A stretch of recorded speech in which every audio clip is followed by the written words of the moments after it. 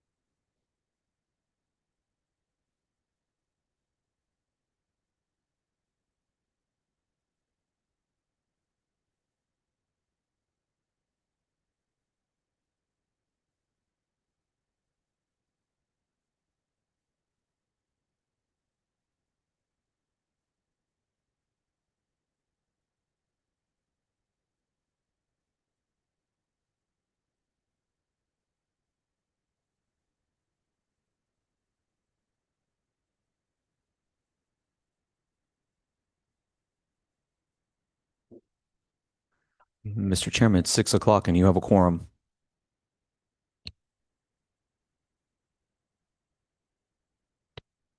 You know what? You're correct. Long night last night. Long night last? Yeah. Right. I was watching some of it last night and just, We're live? Okay. Let's get some cameras going. Here we go.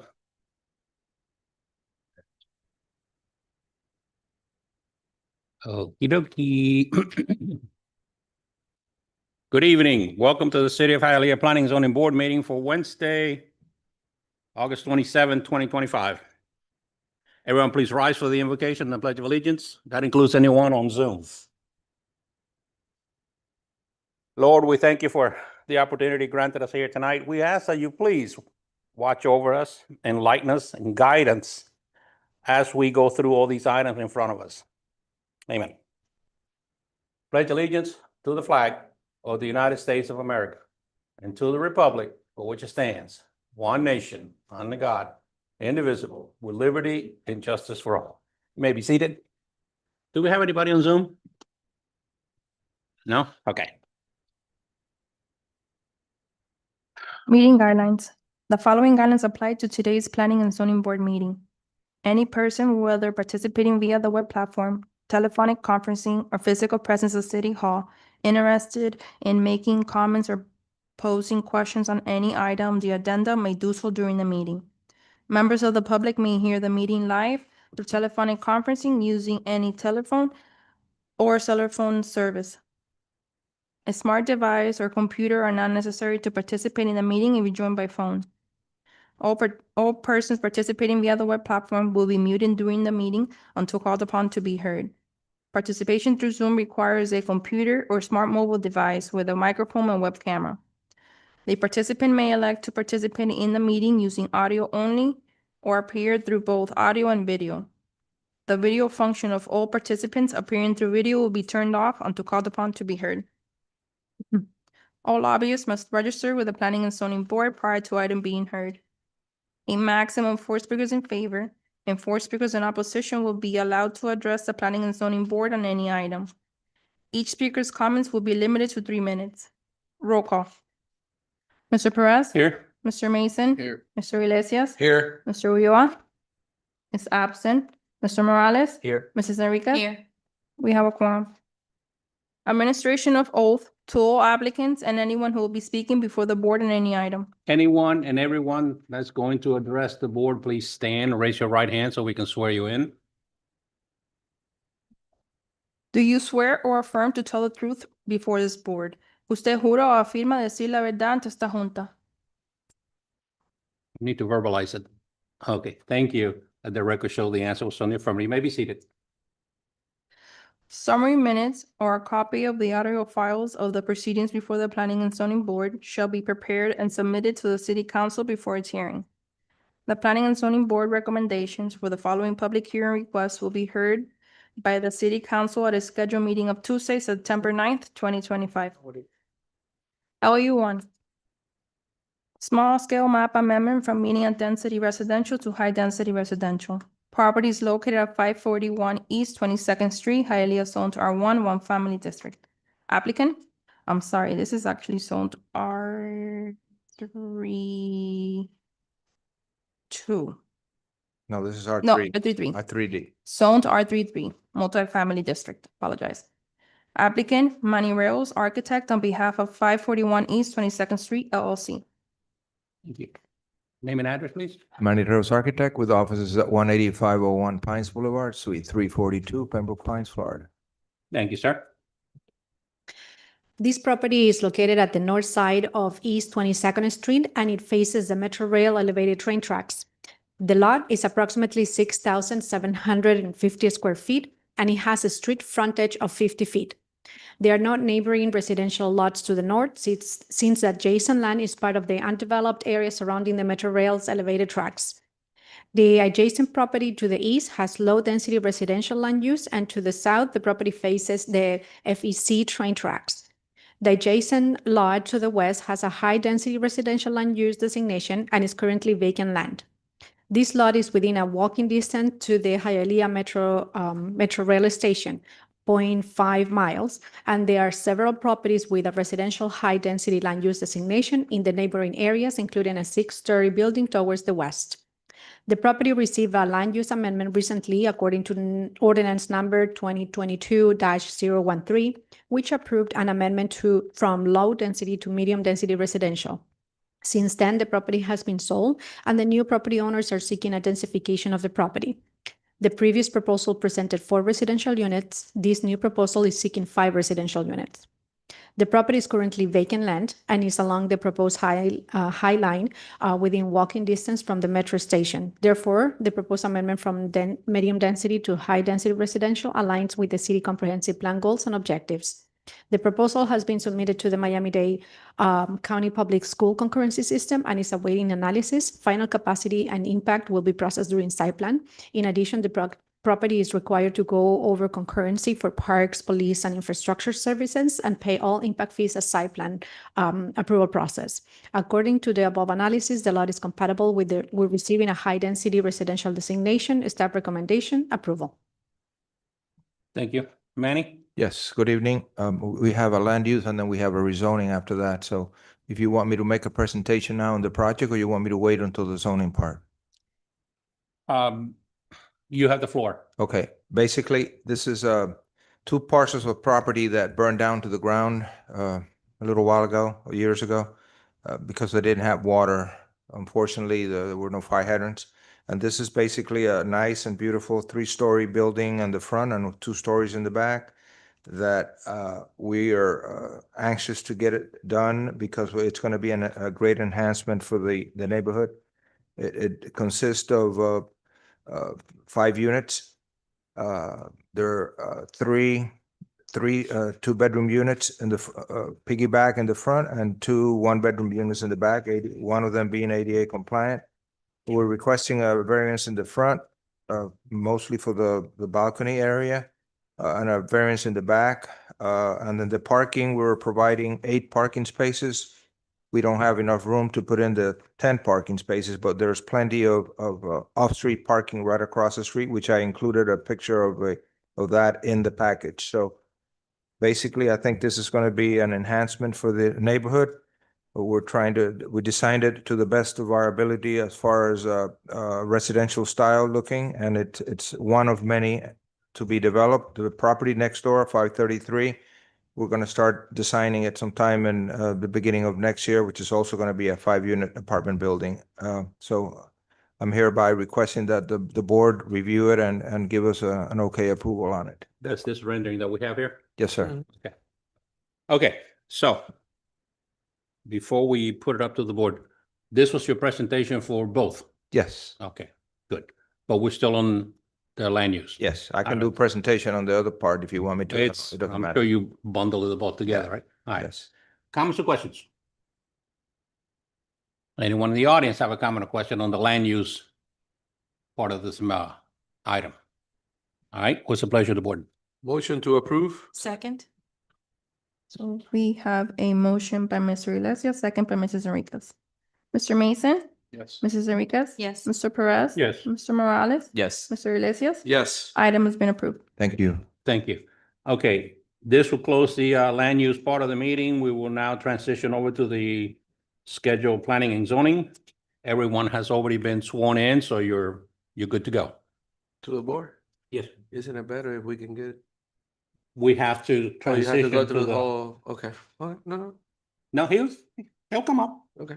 Okay, so item number 1, approval of planning and zoning board summary agenda of August 13th, 2025 as submitted.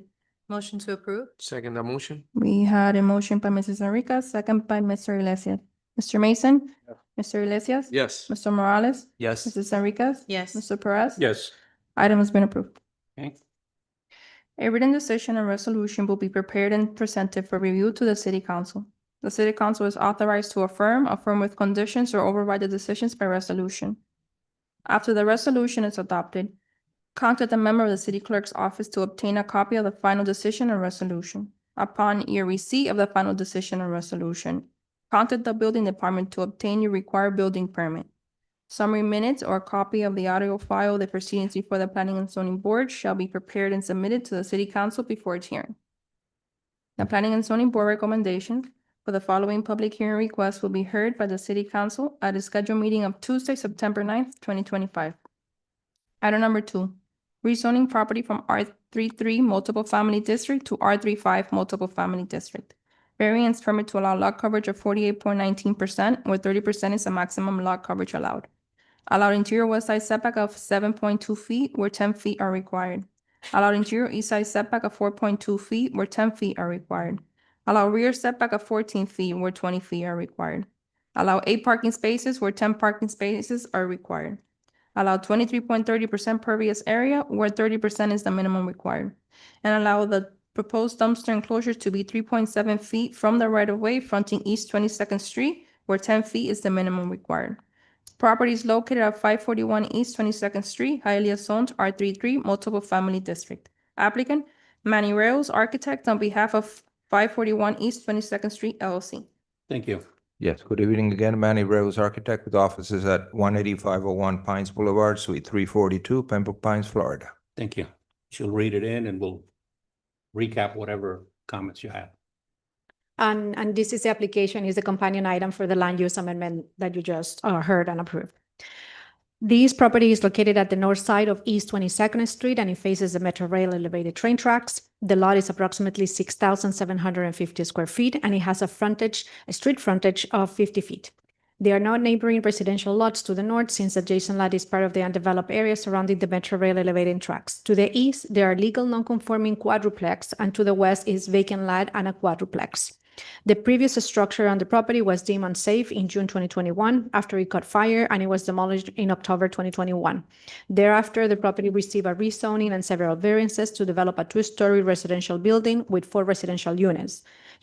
This was approved according to Ordinance Number 2022-035. In contrast, this application is seeking a rezoning from R33 to R35 zoning district. This will permit the project to develop an additional residential unit, bringing the project to 5 residential units within the 3-story structure. The proposed multifamily development is providing 8 parking spaces in the ground level and an ADA residential unit in the same level.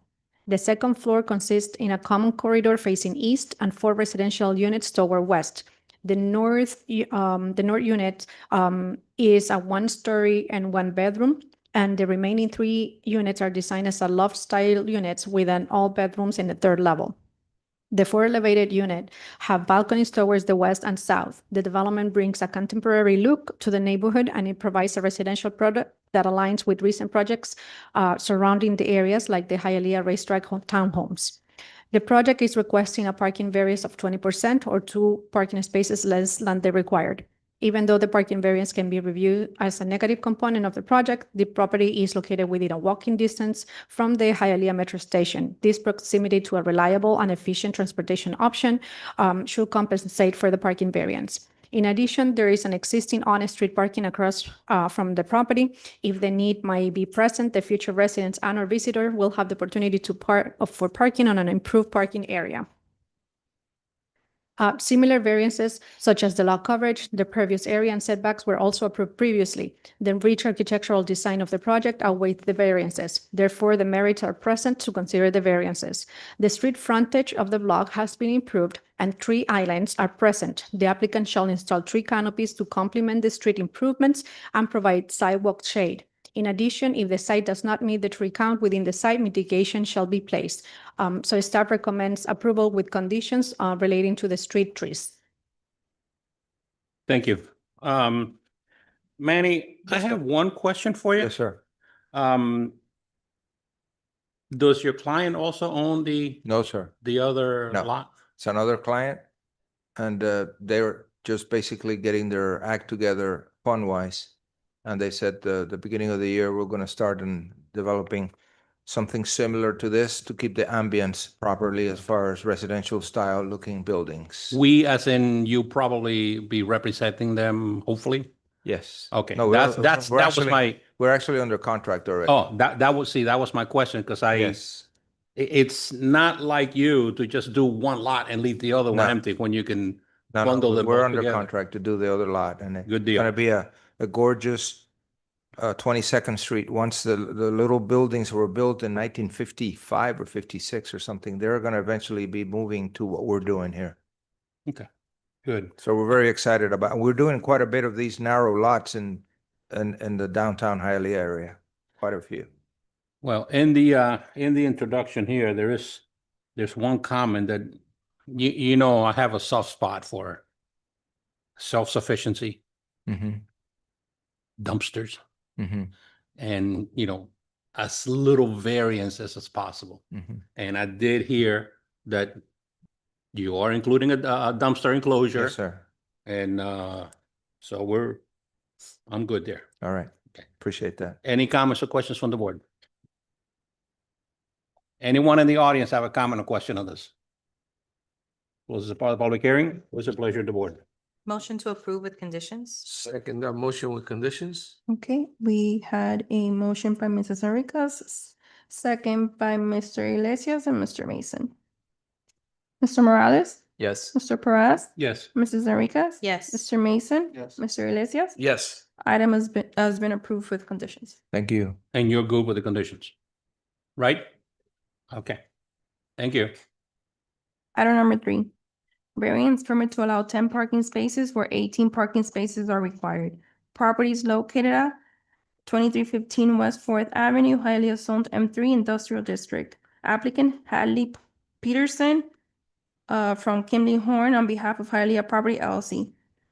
Thank you. Let the record show that Mr. Ulloa has arrived and he is now joining us. Good evening. Sorry, name and address, please. Hadley Peterson, 2 Alhambra Plaza, Suite 500, Coral Gables, Florida. The property in this application is located at the northeast corner of West 4th Avenue and West 23rd Street. The site is approximately 21,968 square feet or 0.50 acres, according to Miami-Dade County Property Appraisal records. It was originally developed in 1963 with a 1,383 square foot service station under building permit number 63-59738. In 1996, the site was converted to a used car dealership, which operated until the building was demolished in March 2024 under building permit BLDC-004146-2025. The property is designated industrial on the city's future land use map and is zone M3 Industrial District, consistent with this designation. The applicant proposes to redevelop the property with 1-story, 9,528 square foot Imecan lumber and hardware store, consisting of 7,426 square feet of storage area and 2,102 square feet of showroom space. Plans were submitted to the Planning and Zoning Department for site plan and concurrency review on December 17, 2024. During such review, staff determined that a parking variance will be required. Under the city's code of ordinance, the showroom area requires 11 parking spaces, and the storage area requires 7 parking spaces for a total of 18 parking spaces. The submitted site plan provides 10 parking spaces, resulting in a shortage of 8 parking spaces. The applicant is requesting approval for a parking variance to allow 10 parking spaces where 18 are required. A parking study prepared by Kimley Horn and Associates, Inc., dated May 27, 2025, reviewed parking demand at the other Imeca stores and compared it to the ITE parking generation manual data. The study concluded that the proposed ratio of 1 parking space per 1,000 square feet exceed the ITE recommended demand of 0.75 spaces per 1,000 square feet and is consistent with similar Imeca locations across Florida. Therefore, the proposed parking supply is expected to meet the needs of the site without negatively affecting surrounding properties. The applicant has also provided staffing information. At most, 4 employees will be on site during peak business hours and no more than 2 during off-peak hours. This means that at least 6 parking spaces will remain available for customers. The project will also create new jobs, supporting the city's economic growth. This is consistent with the City of Hialeah Comprehensive Plan, which called for promoting economic vitality and new business development, Goal 1, Policy 1.4.9, and encouraging the redevelopment that provides new business opportunities and job creation, Policies 1.4.2 and 1.4.8. The site also includes a dumpster enclosure in compliance with the city code, 8-foot wide landscaping buffers, and more than 12% pervious area, exceeding the minimum required by the landscaping manual. An ADA compliant accessible parking space is also provided.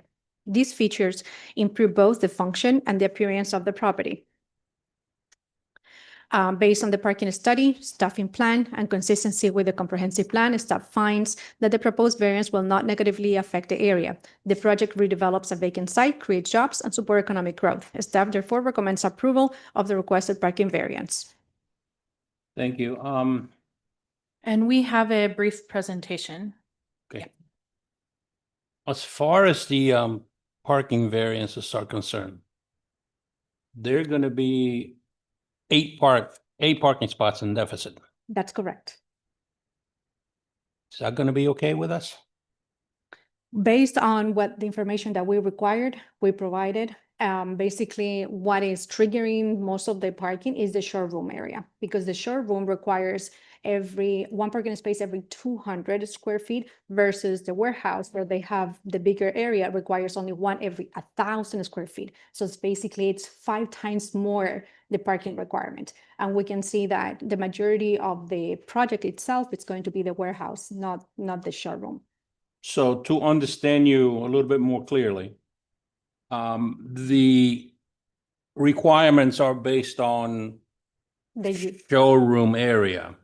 Correct. And the recommendation is based on actual usage.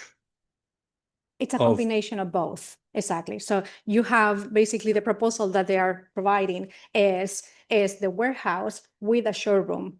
Okay. So the showroom basically will require more parking. The demand is greater because supposedly clients are going to go and see the materials and whatever, stuff they're going to be selling. So that is the greater parking demand. So in essence, it kind of like opens up the door for a little leniency on. Based on the site plan that they have provided, which it's a very well-defined site plan, we feel confident that that is not going to negatively affect the property surrounding the area. Okay. Because I don't need to remind anybody, how the parking situation is in Hialeah. 100%. Any time that we can adhere, 100%. that's why the question of the difference between requirements for the showroom and actual usage. But I believe you explained it as good as you can. Okay, thank you, please. Yes, and I have some slides. And it touches on exactly what I was just talking about. So hopefully we can give some clarity as well.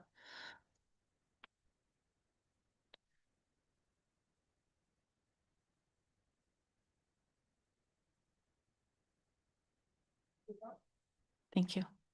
You can go to the next slide. Thank you, everybody. This is the site subject parcel we're discussing, 2315 West 4th Avenue. The current use is vacant industrial with the future land use of industrial and zoning district M3 industrial. We have some site photos for you if you are not familiar on the next slide. This is the site today, looking northeast at it from the intersection at 23rd Street. The following slide shows the adjacent parcel to the north of the subject site. The next slide are the parcels across from 4th Avenue from the subject site.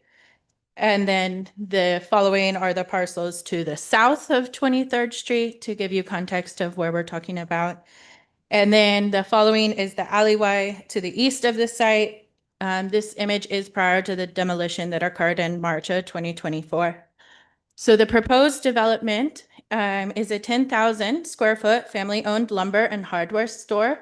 These are illustrative drawings for just, conceptual. This is what the product looks like. This is a family-owned business with 25 stores in Georgia and Florida, and it provides a specialty product targeted towards specifically interior designers and contractors by offering fixtures, laminates, and hardware. And as Ms. Claudia was just explaining, there is a portion of the development that is a showroom and a portion for inventory and storage. If you go to the next slide, this is the conceptual site plan. IMECA functions as a boutique hardware store, and only 20% of the building is publicly accessible. So that's where that difference between showroom and industrial comes into play. The remaining portion of the building is all for storage and inventory and only accessible by staff. As mentioned, there's 4 staff during peak hours and 2 during off hours. However, the majority, over 50% of the sales are online sales with pickup by contractors using the pickup window here on the site plan, not requiring much foot traffic into the store. On the next slide, this is the variance we are requesting, parking reduction from 19 to 10. This one actually includes the ADA parking, which is, I think, the difference here. But you can see there's the proposed showroom space is the 2,102 square footage, and the proposed warehouse is the 7,426. So that's the difference in kind of the calculation and where we get here. As mentioned, we did a parking study and sent it to the city in May of this year. On the next slide, you can see the parking that similar developments have across the state of Florida. Some here in Miami-Dade County and others near Tampa, with generally, around 1 space per 1,000 square foot, and we're requesting 1.05 with the ratio. If you go to the next slide, this is using national parking data, which is demand-based on nationwide observations from ITE and ULI, looking at peak demand model. And based off of that, this type of development nationwide, it's recommended to have 0.75 parking spaces per 1,000 square feet. So this is more than sufficient. It meets these national recommendations and aligns with similar IMECA sites across the state and aligns with, the less foot traffic into the store. So we'll end on the concept plan because I think this helps to show, the difference in the showroom versus the inventory space. So if you go to the final slide, we can keep that up for your discussion. Okay, thank you. This may sound a little silly, but I have to ask. Yes. You are staying clear of the railway easement, right? Yes. You don't want to mess with it right away. Yes. Okay. That was, like I said, maybe a little silly, but No, hey. it's important. All right. Comments or questions? Anyone in the audience? All right, closes the public hearing. What's the pleasure of the board? Motion to approve? Second that motion? So we had a motion by Mrs. Enriquez, second by Mr. Iglesias. Mr. Ulloa, Yes. Mr. Morales, Yes. Mr. Perez. Yes. Mr. Mason. Yes. Mrs. Enriquez. Yes. Mr. Iglesias. Yes. Item has been approved. Thank you. So item number 4, the applicant has requested to withdraw this application. Let me just read the address to the record. 2019 East 4th Avenue. This will be withdrawn to be re-advertised. No action, right? Yes. No action. Yes, no action. Okay. Item number 5. Special use permit to allow an elementary school to operate on property zoned R1, one family district. Conditional use permit to allow a K through 5th grade elementary school on a freestanding campus setting property with a maximum capacity of 71 students in conjunction with a daycare with a maximum capacity of 169 children. And variance permit to allow a 8-foot height wall where a 6-foot height wall is the maximum allowed on residential zone properties. Property is located at 21 East 59th Street, Hialeah zoned R1, one family district. Applicant, Cesar Mestre, Esquire, on behalf of Children's Paradise Learning Center. Thank you. Caesar? Cesar Mester with offices at 8105 Northwest 155th Street, Miami Lakes, Florida. With me today is the owner, Jonaiki Miranda, who's there in the purple, our architect, and our traffic engineer, who will be talking to you in a little while. You brought the whole crew, huh? Yes, sir. We've heard this item before. Yes, you have. Okay. Go ahead. The property in this application is located at the northeast corner of Palm Avenue and East 59th Street. It is a 0.84 acre site with major institutional land use and R1 zoning. The rest of the block has low-density residential land use and R1 zoning. The north and east sides of the property are adjacent to single-family homes. The submitted plan show a 10-foot alley lying north of the property. However, say alley is closed and incorporated into the adjacent properties. The property was originally built in 1944 as a single-family home fronting Palm Avenue, with a 125 feet front setback improved with a lengthy circular driveway. In 1965, the property was granted a variance to allow the operation of a child nursery on property zone R1, ordinance number 1753. In 2008, the property owner who acquired the property in 2004 came before the city with a proposal to redevelop the site with a new daycare facility, and it was granted a conditional use permit, CUP, and a special use permit, SUP, to allow a 240 children daycare, ordinance number 08-88. In the same process, she was allowed to temporarily have a modular building on site for a period of 1 year for a classroom. The property was never redeveloped as presented in 2008, and the trailer classroom is still on the site. The site does not have on-site parking, and all parking takes place on the 59th Street swell area in the form of backout parking and informally within the front setback. The swell area on East 59th Street is entirely eroded and with no vestiges of what was once a grass area. At this time, the applicant is before the city with a redevelopment proposal to build a daycare and a school on this freestanding 0.84 acre site, including a new 15,370 square feet, 2-story building, and an adjacent covered parking to be improved with a 6,917 square feet ground area above, an additional uncovered surface parking. To be able to redevelop the site as proposed, the applicant originally requested rezoning from an R1 to R3, which was later changed to a special use permit to allow a school on a property zone R1 and a conditional use permit to allow a K-5 grade elementary school with a maximum capacity of 71 students in conjunction with a 169 children daycare. The reconstruction of the swell area with grass landscape and a few parallel parking spaces is also part of the proposal. The 2-story building is proposed to be located at the west end of the property and the parking at the rear next to the adjacent single-family homes. Apart from the playground above the covered parking, an additional playground is proposed on the north side of the property. A variance is requested to allow an 8-foot-high concrete wall separating the similar uses, where 6 feet is the maximum allowed. The site complies with all other zoning regulations, including parking and car stacking. The proposed 2-story, contemporary institutional look building stands out in the low-density residential neighborhood, generally improved with 1-story single-family homes. Same with the proposed light blue and gray colors that contrast the existing light color palette of the neighborhood. The intensity of the proposed use, including 240 total children and student population, will impact the adjacent neighborhood. However, a daycare with a capacity of 240 children was already approved in 2008. The compatibility with the neighborhood, it is strongly recommended a change of the color palette to a light neutral color, such as white or light earth tones. The special use permit to allow a daycare in a school on property zone R1 is a way to avoid the introduction of multifamily zoning in an area that is consistent zone R1 could be approved.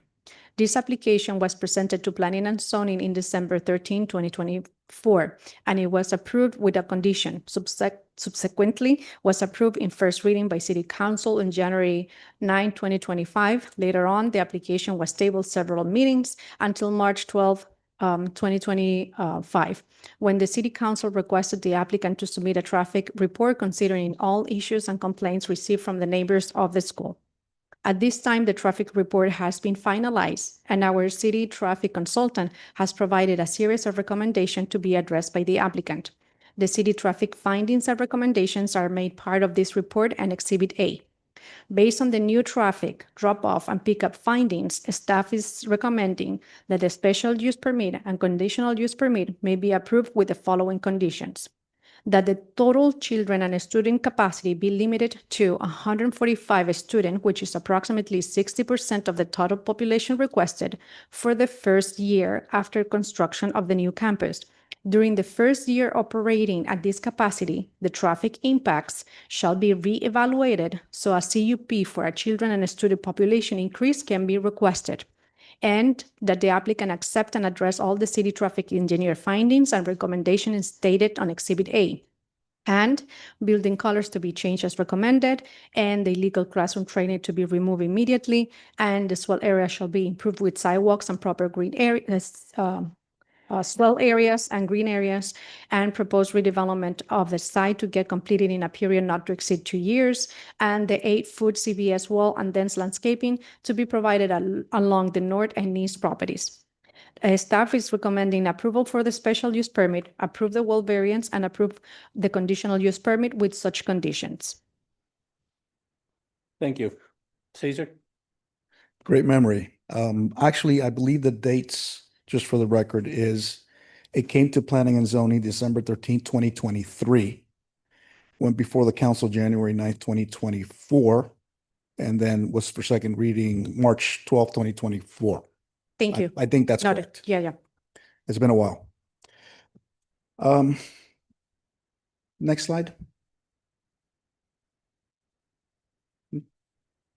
Okay, as the planner told you, we're here asking for 3 things. Special use permit to allow an elementary school in R1 zoning, a conditional use permit allowing 71 students, grades K through 5, and a variance to allow the 8-foot wall. The 8-foot wall is something that came up when we were before the public meetings before, where some of the neighbors complained about the noise. So we figured if we get a higher wall, we're going to, the architect will tell you about how we're going to reinforce the wall. It's going to be actually kind of a double wall. It's going to be the CBS wall, and there's going to be a noise reduction part of it. So the reason for the 8-foot wall, as opposed to the 6-foot wall, which is going to cost more money, is to help the neighbors with the noise issue. So they're trying to be good neighbors. The special use permit, as explained in the planner's presentation, is instead of rezoning the property to R3, we're just going to keep it as an R1. That way, if something happens in the future and the school's gone, then there will probably be something that conforms with R1, which will be a single family home, instead of rezoning it to R3. And the conditional use permit, you've seen plenty of those coming up. All the educational institutions that have grades K and up have to come before you for a conditional use permit to make sure that they comply with parking, traffic, and all that other stuff. So those are the 3 things that are here today. Next slide. Before I get into the history of the property, for those of you that haven't been here, Yonaike Miranda is a product of Hialeah. She's a proud product of Hialeah, graduate of Hialeah High. She's become an entrepreneur. She's become a successful businesswoman. She's got, I think, 9 schools at last count that I have. She's been doing this for over 2 decades. But not only is she a successful businesswoman, and last time we had some of the children come in and talk to you.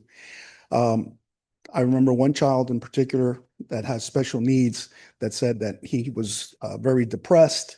Nobody cared for him until he got to the school.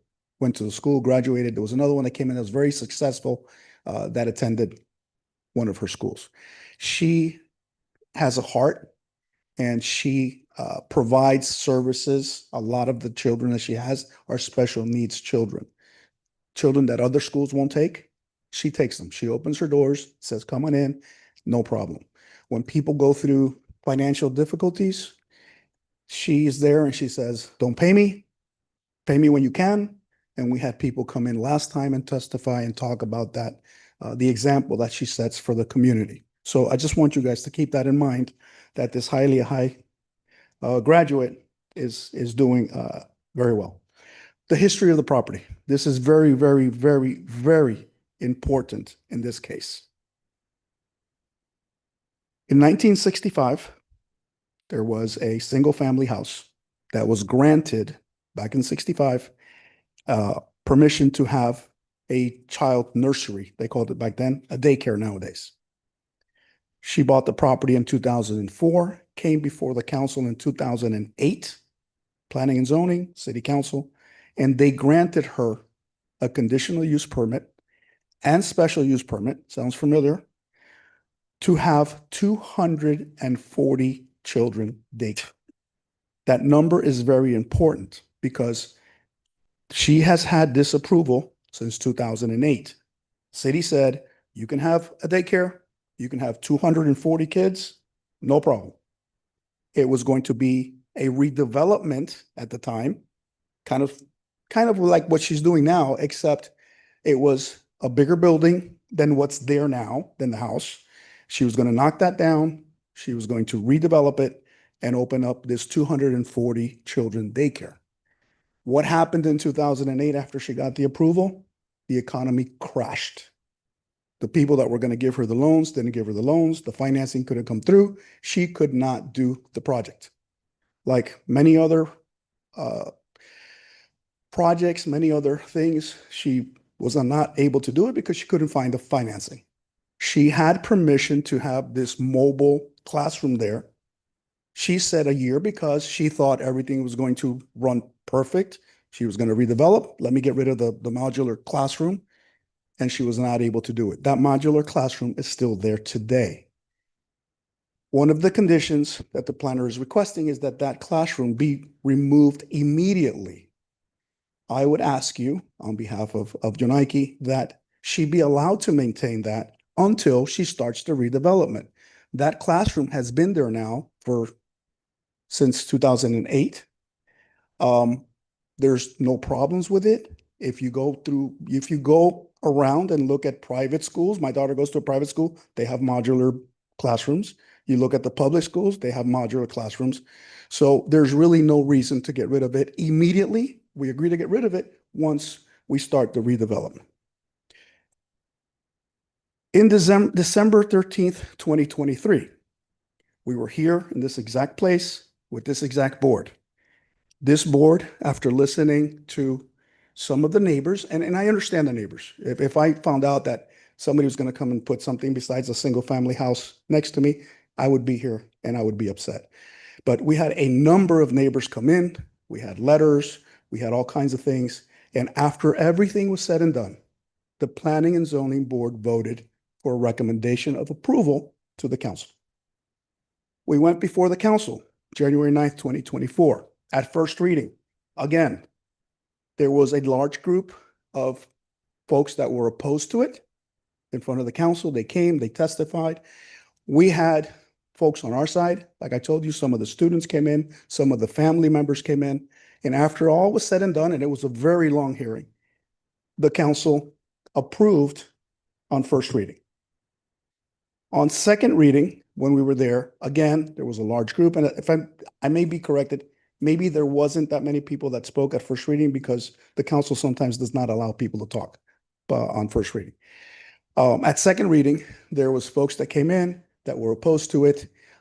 After going back and forth, the council thought it would be a good idea, since some time had lapsed when we did our traffic study, to do a new traffic study, a more intense traffic study, and they tabled it. So now that that traffic study is finally done, we're here, we're going through this again. The reason we're here is because of the issue that there was with the notifications recently with the signs. The city has, the legal department has said that any process that's not finalized had to start all over again. So that's why we're here. If not, we would have just gone straight to second reading in the council and that's it. I'm telling you that because I think that's all very important, that this has already been here and it's already been approved for a recommendation of approval. Next slide. This is the property. It's a corner lot. It's on the northeast corner of Palm Avenue and 59th Street. It's 36,000 square feet. And it is in the middle of a residential neighborhood.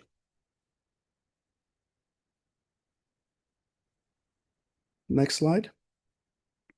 Also, it's very important to note that, as the planner told you, the land use on this property, the land use designation is major institutions. It's not residential. This is the 2008 ordinance, which, as you can see, 1, 2, 3, 4, 5, on the 6th line tells you that she was approved for a daycare with a capacity of 240 children. I will say that during the council meeting, it came up that at that time, back in 2008, what the council did then was tell her, you can have 190 children right off the bat. Let's watch it for a year, and then you can come back after the year and we'll raise it to the 240 if there's no other problems. We're okay with that. We're okay with saying we'll do what the council recommended back then in 2008. We'll accept the 190 children total, 71 of them K through 5, for the first year, and then we'll come back for the increase to the 240. I just wanted to show you this because I did see, and I know that there is some opposition to this project. I saw some letters, I saw some videos, I saw a petition, but I want you to pay attention when you see that, because those petitions say, one of them says very simply, we are opposed to the expansion of this school. To me, expansion means you're trying to increase the children that you have there, or the children that you're allowed to have there. As you can see here, 2008, 240. The request today is 240. Just a different designation. Instead of being all daycare, they're going to be part daycare, part school. Next slide. This is just the one from 1965 that allowed them to have the child nursery on the property. So this hasn't been a single family home for many, many, many, many, many years. The next slide shows you the building.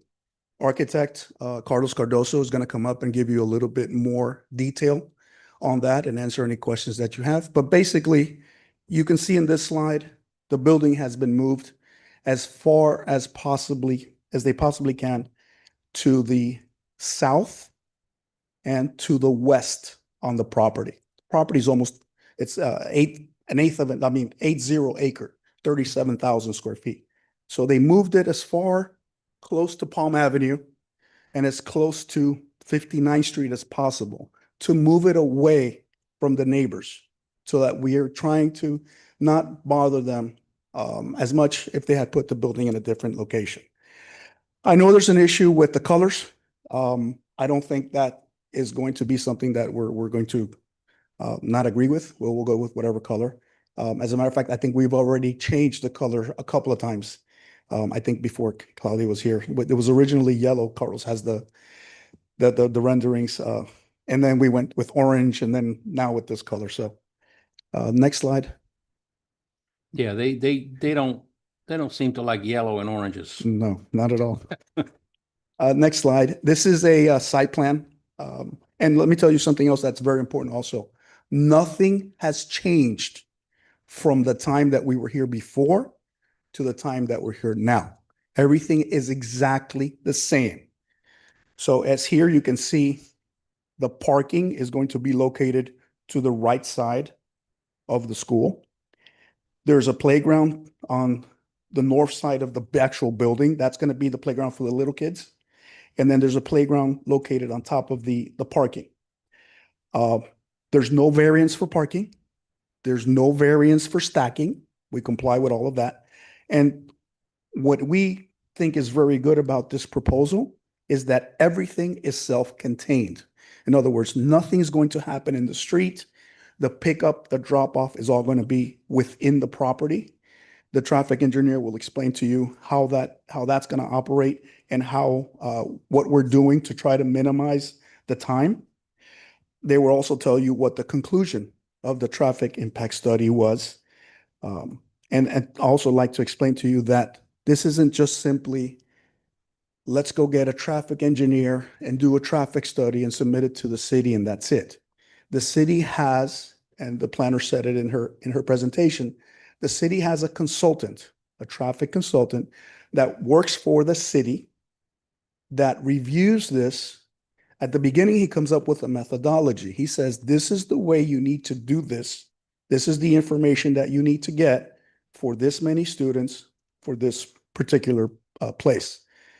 I can tell you that the traffic study was done based on 270 children, not 190, not 240, 270, to be above what we're asking you for and see how that affected the neighborhood and the school. Next slide is simply showing you what's there now. And again, the site plan. Next slide is an overhead of the property. You can see the trees on the left side. And just for background, the employees, the staff now park in that area, which is a wooded, fenced-in corner area. It's not marked as parking, but that is where they park. Now, next slide. This is actually the area where the staff park. As you can see, their cars are there. It's just it used to be a nice circular driveway at some point, but now it's just a vacant property. Next slide shows you the house that's located to the east of the property. And you can go through the last couple. I'm sure the architect will go through this in a little more detail. You can go through. This last one. As I told you, I saw some of the opposition petitions, some of the opposition letters, some of the emails, the video. But you need to understand where we really are, where we are right now. I divided it up into 3 columns. The first column is, will there be a single family house on that corner? And I put there, not an option. That was a single family house from 1944 to 1965. That ship has sailed. There's no conceivable way that I can see that that's going to come back. From 1965 to 2008, it had permission to be a daycare. The Hialeah Council in 2008 approved the 240 children daycare. It was granted major institution land use. Really doesn't have any on-site parking at this time, other than the lot that's there on the corner. The swale area has been destroyed. The children, if you have 240 children the way it is right now, they can do it with the big building and they can have a chain link fence. So we're trying to avoid that. With our proposal, we're going to have the 8-foot wall with the noise reduction added in. And daycares, you guys have heard this before. Daycares require more staff because they're little children. There's guidelines, X amount of children per X amount of kids this old. Schools require less. You have 1 teacher for a much bigger group. So that means less cars, less traffic, less employees.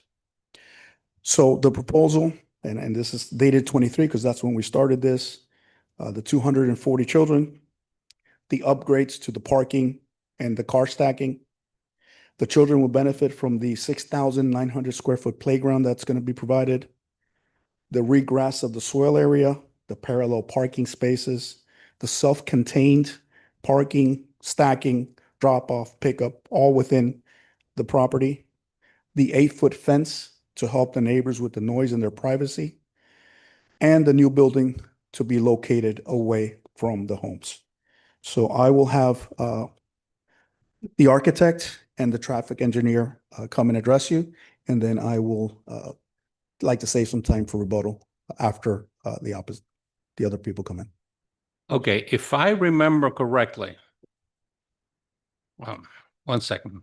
Oh, I mean, by all means, you can come up here, but I just wanna put my 2 cents worth in there. if I remember correctly, I'm very, very familiar with this property. More than you may even realize. Way back into the 70s. The last meeting that we had here, which was approved, by the way, Correct. the wall. We all agreed on a wall on the north side, Correct. okay, to help keep the noise down from the northern neighbors. Don't quite remember if there was also a proposed wall to the east. Yes. Okay. I believe the project now is with the But- east also, just to prevent, that's where the parking lot is. so that we- Exactly, exactly. But since you moved the building or redrawn the building closer to Palm and the street, 59th Street, I believe it is, Yeah. right? It puts the actual building further away from the northern neighbors. To the eastern side, you have a parking lot, which you're gonna have some car noise. Minor.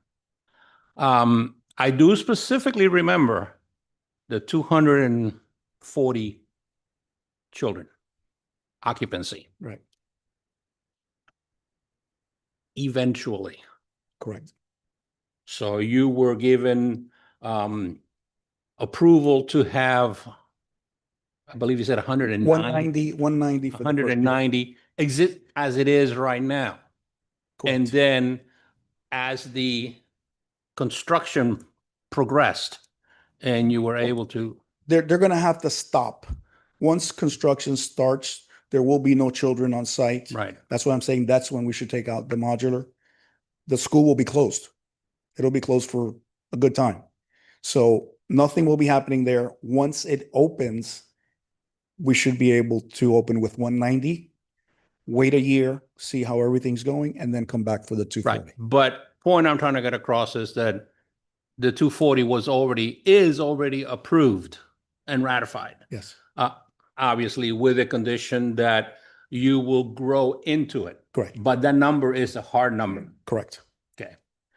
I just remembered something. I was laughing to myself. You were saying, I remember the last presentation, there was an issue and you said you were one of the people that would service the properties behind the school. You were Many, up on the many poles, up on the poles all the time. Yes. Exactly. Okay. As far as I do remember hearing from the neighbors, hearing their concerns, hearing their as far as parking out on the swale, and we know there's not going to be any parking in the swale. Everything is going to be contained within the property. Yeah. The curb is going to get redone and there's going to be some landscaping and parallel parking spaces that are going to be provided there. Right. So To prevent what's happening now. I just wanted to get that out there so that you know, everyone here, you all know that I am very well aware of this application, what is going on, what has happened in the past, what has been approved, which is basically the same thing that is being proposed now, because of some legal signage. Yes. We have to rehear Restart the, again. yeah. So again, I do apologize for that, having to come back, and I'm sure that the owner, it's saying, oh my God, I have to repay these people again, but that's out of our control. So The architect. I just wanted to get that out there, so it's on the record. Okay, Mr. Architect, identify yourself, please, and Yes. let it have it. How you doing? Carlos Cardoso, Vice President of Architecture for DTI, Design Tech International. We're located in 14125 Northwest 80th Avenue, Suite 303 in Miami Lakes.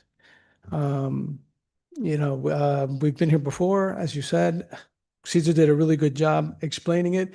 If you can go back a couple of slides, just to reiterate a couple of points when it came to positioning of the building. Like you said, the reason why do I need an 8-foot wall if I'm moving the building further toward, Palm and 59th? we're doing that because the playground is up in that area. So we're trying to help with, reducing the sound from the playground where the kids, have run around. But keeping in mind that that playground is for the daycare students, so much younger, much smaller, so forth. We presented this at the last meeting, which was what we were doing to the wall itself to help try to reduce sound. As you know, distance helps reduce the sound. So for every, I believe it's for every 6 feet, we reduce, for every, it's on my board here.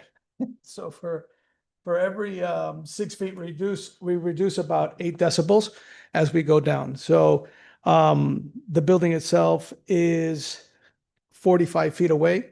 We're starting at, 115 decibels.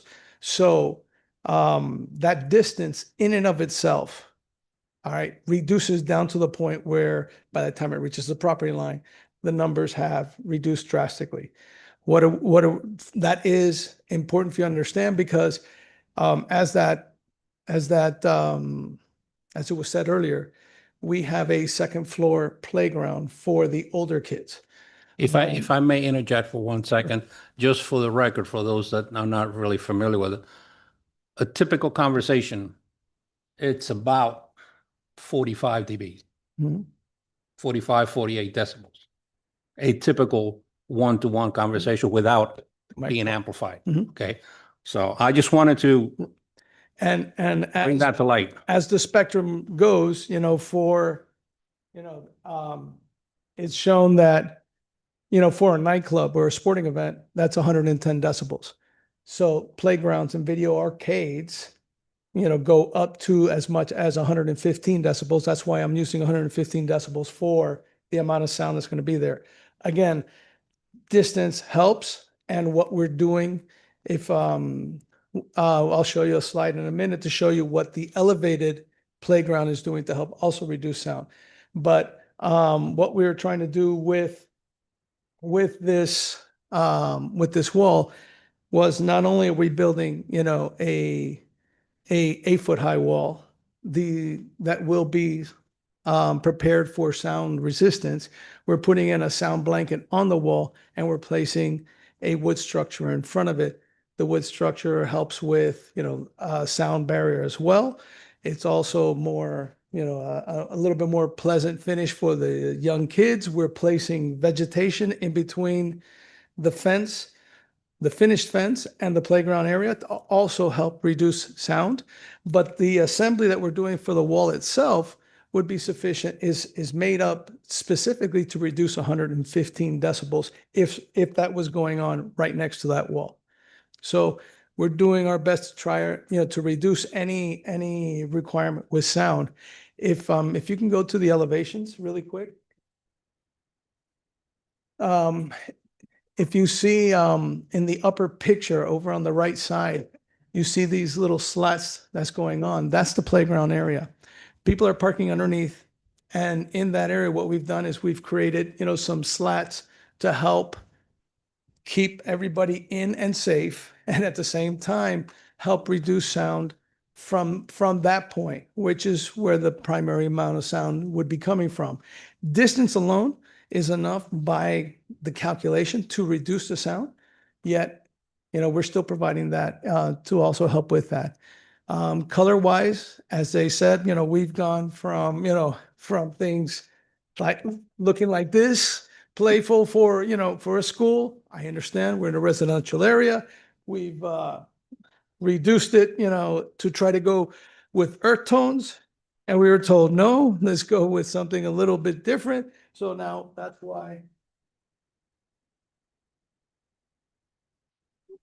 we're looking at, what you have in front of you, which is what's been present. We're more than flexible to help with, the color schemes and so forth, to have it more, work within the residential area. But again, we've been down this road and we're here to accommodate and make sure that everybody is pleased with this product. There were things said that need to be reiterated, which is the swale in the area. basically, if you go back to the site plan really quick, I'm sorry to keep jumping around, but you can see that what we've done is we're accommodating all the parking within our site, yet we're still providing 3 parking spaces outside. As you can see, with the curb system that we're doing there will be, no way to be parking on the grass unless you're jumping over the curbs, and, that is, it's a big no-no. So, we're doing our best to maintain that, along with, getting everybody parked within the site, and all the stacking is actually occurring within the site. And I know that the traffic engineers here can help a lot more with that than I can. So thank you so much for your time. If you have any questions, I'm here. You have to admit that those colors, Beautiful, boy, right? they're loud. Beautiful, right? But it's just for a school. I mean, Yeah, but have you seen the colors outside the building? I've seen, but for a residential area, there, I empathize with. Which is why we were more than welcome to, to help and change the colors. They're very loud, but no, this neutral colors that you have now, they're much softer, much more appealing. As far as noise is concerned, Cesar, I'm very technical, so will there be noise? Obviously. Mhm. I mean, you can still be able to hear the cars going racing up and down Palm Avenue. Mhm. Yeah, you can cut all the noise out unless you barricade your home into a bunker, Mhm. soundproof bunker. But I'm sure that every effort will be taken to subsidize to minimize As much as the offending sounds. So, Mhm. Definitely. I mean, that's all I have to say. I mean, for now. Thank you. Now you're here from the traffic engineer, and I just want you to know that Carlos and I did have a meeting with the neighbors at the school. We were there for a couple of hours one time.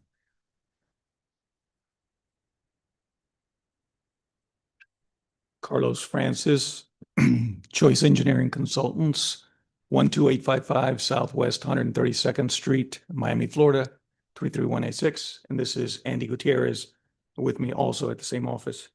Unlike these gentlemen, this is the first time that we've been here in front of the board. So I'd like to thank you for allowing us the opportunity to present you the traffic impact study efforts that we undertook and the outcome of those efforts. My name, like I said, is Carlos Francis. I'm one of the 2 founding principals of Choice Engineering. I'm just going to take a couple minutes early on just to kind of introduce the firm and its qualifications, and then I'm going to go ahead and turn it over to Andy to take you through the nuts and bolts, the details of the study. Okay.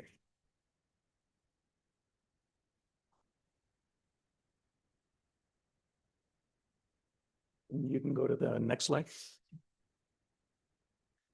So Choice Engineering Consultants was founded in 2015. So we are celebrating our 10-year anniversary. It was founded by Rafael Aguilar, my business partner, and myself. And it's grown into a 42-employee company. We do have offices in Miami-Dade and Broward. As you can see here under me, my experience, I have well over 30 years of experience. I'm a professional engineer, registered. All my experience has been with traffic engineering, both in operations and safety. I actually worked for the Florida Department of Transportation for 10 years prior to going to the private sector. My partner, Rafael Aguilar, he has over 27 years of experience, also registered in highway design and ADA compliance. Mr. Eugenio Lopez, also shown on the image there, is our traffic engineering director. He oversees the division that actually prepared the study. And he has over 23 years of relevant experience also, not only preparing, but also reviewing traffic impact studies. Next slide. So we are technically qualified by both the state of Florida and Miami-Dade County and also Broward County to perform traffic safety and operational studies, major and minor highway design efforts, planning studies, and also data collection that we do in-house. As such, we have extensive experience in performing all of these efforts and have performed numerous traffic impact studies over the years for schools, parks, public facilities, and private developments. Given our public sector background, like I said, I started with the state, and our engineering principles were always focused on safety, accessibility, and operational efficiency while considering the neighborhood needs. Now, with that, I'm going to go ahead and turn it over to Andy Gutierrez. He's our project engineer who's basically was on this day-to-day and knows it inside and out. Thank you, Carlos. Next slide, please. Name and address, please.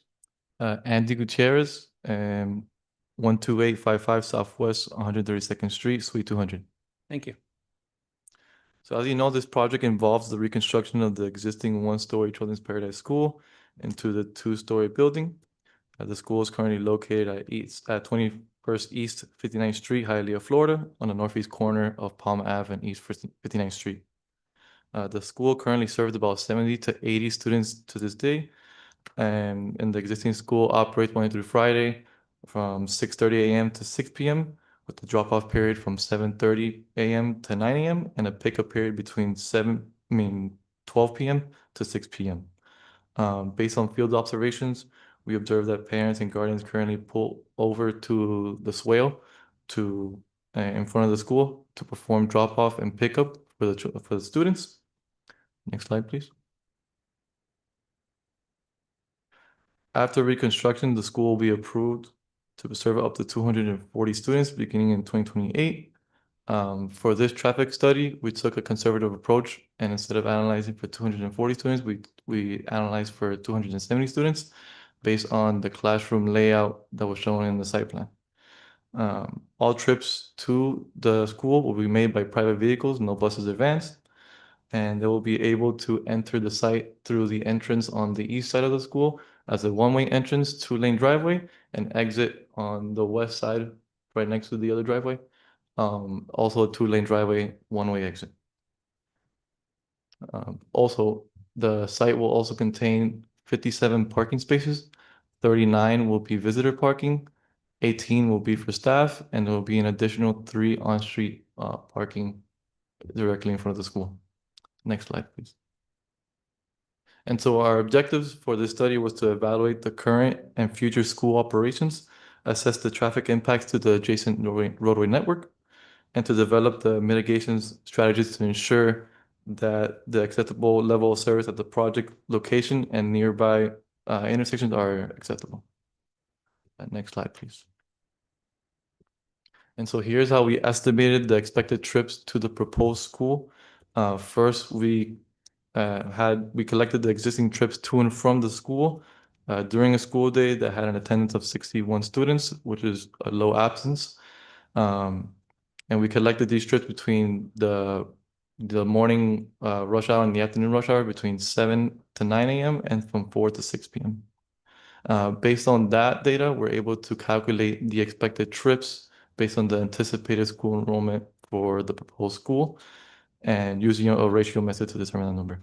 And so the difference between that number and the existing trips, we're able to calculate the net project trips, which is the project trips minus the existing trips. That gives us the net trips, which is the additional trips that will be added on to the roadway network.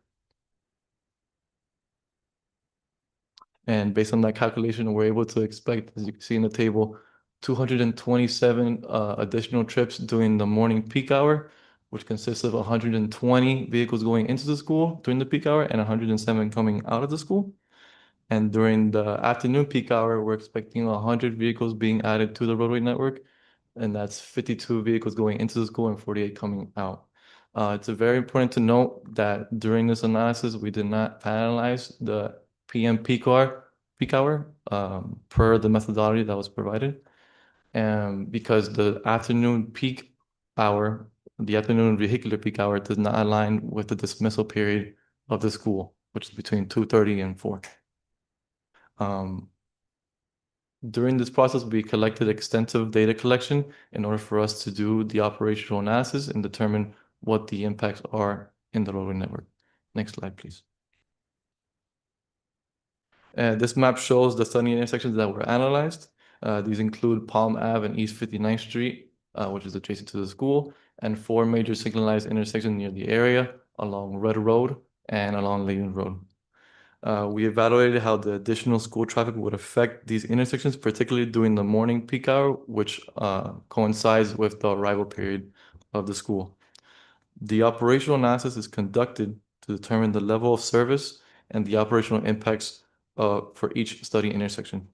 And based on the highway capacity manual, for those that don't know, the level of service is a qualitative measure of traffic operational conditions on a transportation facility, evaluated using a standardized scale from A through F, A being the best, no queues, no delays, everything's good, or F being the worst, heavy queues, heavy delay, gridlock. Under the future total conditions, the study intersections are expected to continue operating very similar to the existing conditions that we have today, as well as the future conditions without the trips that are being generated by the proposed school during the AM peak hour. And as you can see, Palm Avenue is expected to operate at LOS A, as well as the signalized intersections that are nearby, the four that you see there, are expected to operate between LOS D and E. It's very important to note that what you see, the results that you see there are the future total conditions that already include the optimized signal timing that was recommended in the report. If you notice, the 2 signalized intersections along 49th Street go from LOS D to E.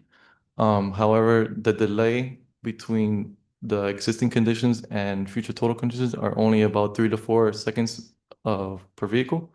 So the impact itself isn't there's no impact being generated there. Next slide, please. And so in order to manage the traffic safety and efficiency within the proposed school, we developed a school traffic operation plan. And these key elements include, keeping the property gates open from 6:30 a.m. to 6 p.m. The right lane or the outside lane, which is the blue arrow that you see surrounding the property, would be used as the drop-off and pick-up queue line. And the left lane, which is the green arrow, will be used as the bypass lane, which will be used for navigating throughout the parking lot and to perform parking maneuvers. I want to reiterate that the site will have 57 on-site parking spots, with 18 for staff, 39 for visitors, and 3 additional 3 on-street parking spaces. We also recommended the school have 4 to 7 school trained personnel to assist with drop-off and assisting with the traffic within the school, as well as police presence.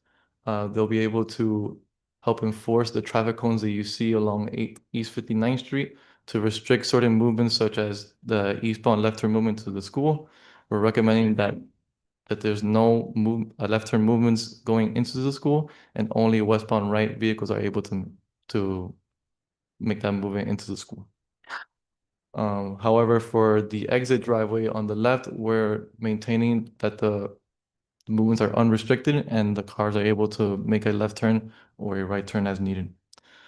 So using the traffic cones and the trained school personnel will help guide the vehicles, keep the traffic flowing, and enforce the turn restrictions. And following this traffic operation plan will ensure that the queues related to the school will be maintained in the school property. And this traffic operation plan would occur during the arrival period from 7 a.m. to 9 a.m. and from 2:30 p.m. to 4 p.m. Next slide, please. And so to ensure that students are able to arrive and be dismissed safely, we developed a school zone concept, if you will, that consists of school zone signs and flashes, as well as school pavement markings along Palm Avenue and East 59th Street. And the school zone will be in operation to coincide with the school operation plan, again, Monday through Friday, 7 to 9 a.m. and from 2:30 p.m. to 4 p.m. Next slide, please. In addition, we also recommend the school provides 3 instructional shifts to further improve the operation at the school. These proposed shifts were coordinated and approved by the school and are staggered by 30 minutes to manage the traffic safely and efficiently.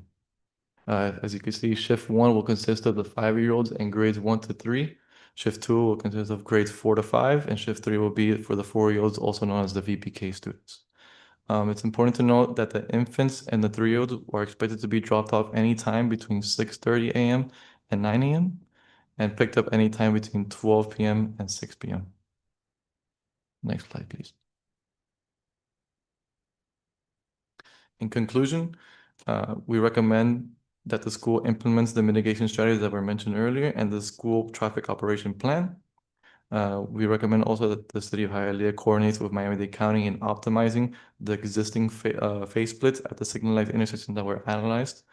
The traffic signal optimization to the existing study intersections that were analyzed will enhance the current LOS that we have today and reduce delays it'll lead to improve the future conditions later on, especially as the projected trips from the school are introduced to the signalized intersections. Overall, the proposed school introduces minimal operational impacts, and the mitigations ensures that there's on-site vehicle containment, safe and efficient drop-off and pickup, and no adverse effects on Palm Avenue and East 59th Street. And with that, I conclude this presentation. Thank you. Any questions? I have one question. And again, just out of curiosity, Yeah. currently, what are the operating hours? Of the school? Yes. 6:30 a.m. to 6 p.m. So 6, Right now, it's just a daycare. right. So the children get there between 6 and 9, and they can be picked up anytime after 12. So there's no dismissal or arrival as the school. Okay. All right. Any comments or questions from the board? Chair? Yes, sir. I have one concern. It's about the trailer. Are there any students in the trailer? There are children. My understanding is it operates as a classroom, and there are children there, and there has always been children there. Now, my question is, wasn't that trailer supposed to have been removed since last meeting? Not since last meeting, but back in 2008, as you proposed, you explained, the trailer was supposed to be removed after 1 year from that 2008 approval. Cesar did the presentation, so I don't know if you want to go over why the reasons the trailer was maintained after 2008, but it hasn't been removed. Still. That's my concern. I feel that's a complete total violation of law, and that's disregard. Is she in compliance? I'm asking the city attorney. We would have to check with code if she has code compliance. I don't know if she has any open code compliance cases, but if it was purely a That was a condition. condition, and was a condition back from 2008. So if it was a condition, then she's in violation of the conditions of her approval, and that would have to be brought to the board, to the council, to see if that ordinance was still in effect, if she's violating the conditions that were granted under that ordinance. I feel that she is in complete disregard of the condition that was put towards her in 2008, and I don't see any reason why we should even approve this or even listen to this anymore after we're knowing that she's not in compliance since 2008. And I would have to see I feel like somebody has dropped the ball on this, and this should have been taken care of a long time ago. And she's even stating that she's not going to take down the trailer until the school is built. So she's going to do what she wants. And I would have to see. I wish I could do that because I could be wrong. I could be wrong, and I don't want this. I want to make sure that everyone knows that I could be wrong. But my understanding is from last meeting is that conditions were placed upon to allow that trailer, that temporary classroom, to stay in place during construction. Until construction. Or until, okay. So I just want to be clear. I was assuming that Mr. Yoa was talking about the 2008 ordinance, that it was a condition of the 2008 ordinance. Yeah, it says that in 2008, she should have removed the trailer back then. So I would, was there a declaration of restrictive covenants signed in 2008? I wasn't involved, but I believe there was. So I would have to review the DOR and check what the DOR says. I'd also like to say that I believe, and I wasn't involved back then, but the spirit of that was you can have the trailer until you start construction. Construction was supposed to start within a year. It didn't start, not because of anything that she did, but because of the situation. And I will tell you also that that daycare, like every daycare in Hialeah, has a yearly fire inspection that the inspectors come out, they go through, they make sure that everything's okay, that everything's safe. They fill out a report and that report gets sent to Tallahassee. So that has been complied and there is no code violation or any pending violations at that location. Well, what concerns me is that we're asking to take the trailer down again. Is it not? Is that not one of your recommendations? That's correct. And it's taken down now, immediately, it's saying on the recommendation. That is the recommendation. This trailer should have been taken out since 2008. Is what I read into this. But I feel that there's something that we should look into this. I feel that something is wrong here. The residents do have a concern and they have a right to be concerned. I don't know if I'm right or wrong, but I think that we should look a little bit more into this matter of the trailer before we follow through with this. Because I can't vote on something that should have been taken down since 2008. Again, John, I don't. And again, this is the information that I have. I'm very confident, I could be wrong, but at the last meeting that we had here, that we approved conditions and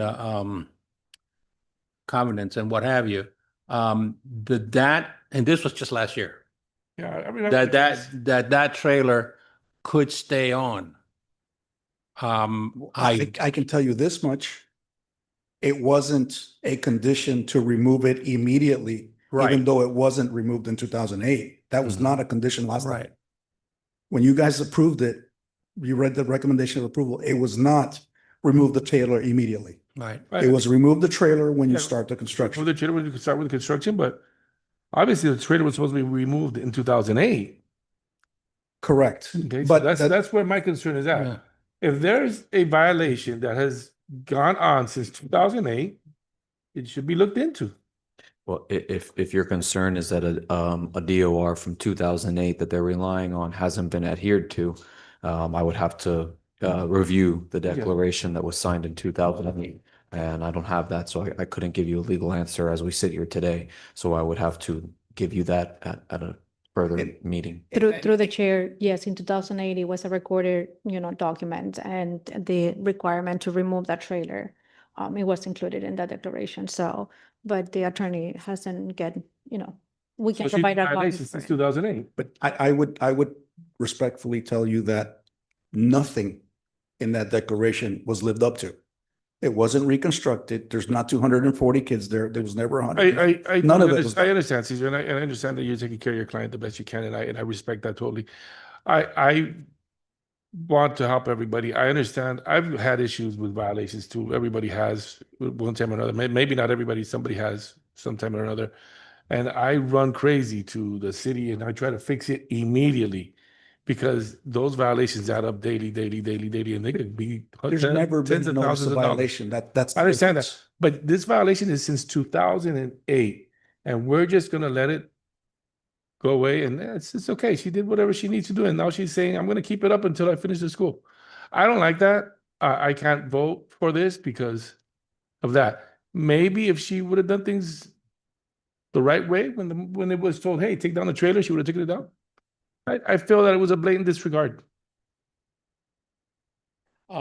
So quickly, I will say that The mere presence of a violation, I understand Mr. Aguilar's point, but the mere presence of a violation of a DOR, you know, doesn't invalidate the ordinance, right? It's just reason for revocation of the ordinance. So even though it's possible that she hasn't complied with the restrictions that were implied back into or imposed back in 2008, that doesn't mean that her ordinance is not currently valid. Her ordinance and her entitlements that she received in 2008 are still valid until it's revoked by council. So I do understand what you're saying, Mr. Yoa, that maybe she didn't comply, but that doesn't change the validity of her entitlements as we sit here today. So as we sit here today, she's still entitled to the 240 students until that ordinance is revoked by council. And in order to satisfy that number, it justifies the usage of the trailer, if you will. Well, I wouldn't give any justification, but I'm just saying that just because she's not in compliance with the DOR doesn't mean that she's not currently entitled to what was granted to her in 2008. Is there any way possible that we can look back at the decisions from the council last time regarding the that particular unit? Because I remember. You're talking about 2020. So which last time? So I would caution you that this is a new application. While Caesar did give you a history of how you've voted in the past and how the city council has voted in the past, that is all null and void. That you should act like that doesn't exist, and you should be looking at this as a new application that has been now properly advertised. So I would caution that you don't look at the historical aspects, even though I understand why Caesar presented it to explain how it's gone down in the past. But you should not refer back unless you refer to the 2008 council meeting. This is a new application, and you should look at it that way. Through the chair? Yes. The application is, the recommendation from the city planner is saying to immediately remove the mobile home or the trailer. She doesn't want to immediately remove it right now. She wants to wait until after construction. I can talk to her, but based on what I know, in order to operate the daycare the way it is, that's why that modular is back there.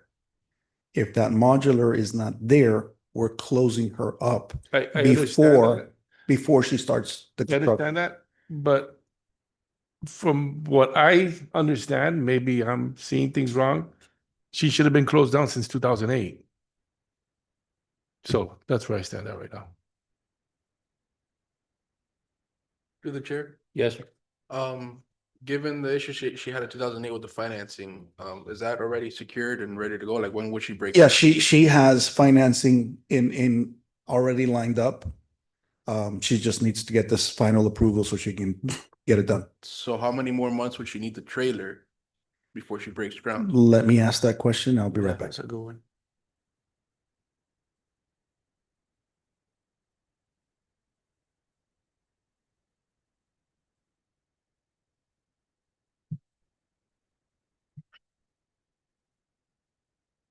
Shouldn't this, through the chair? Mr. Alexander, I'm sorry. Yes, sir. Shouldn't this be under review since it might or may not be a violation? I don't know. I don't make recommendations, sir. It's the will of this board. If it's your intention to table that would be a motion that you should make if that's your intention, and then you can vote on it that way if your request to me is to review the matter. Well, I would like to make a motion to review the order from 2008. The correct motion, sir, would be if you're not interested in hearing the item until that review is done, would be a motion to table.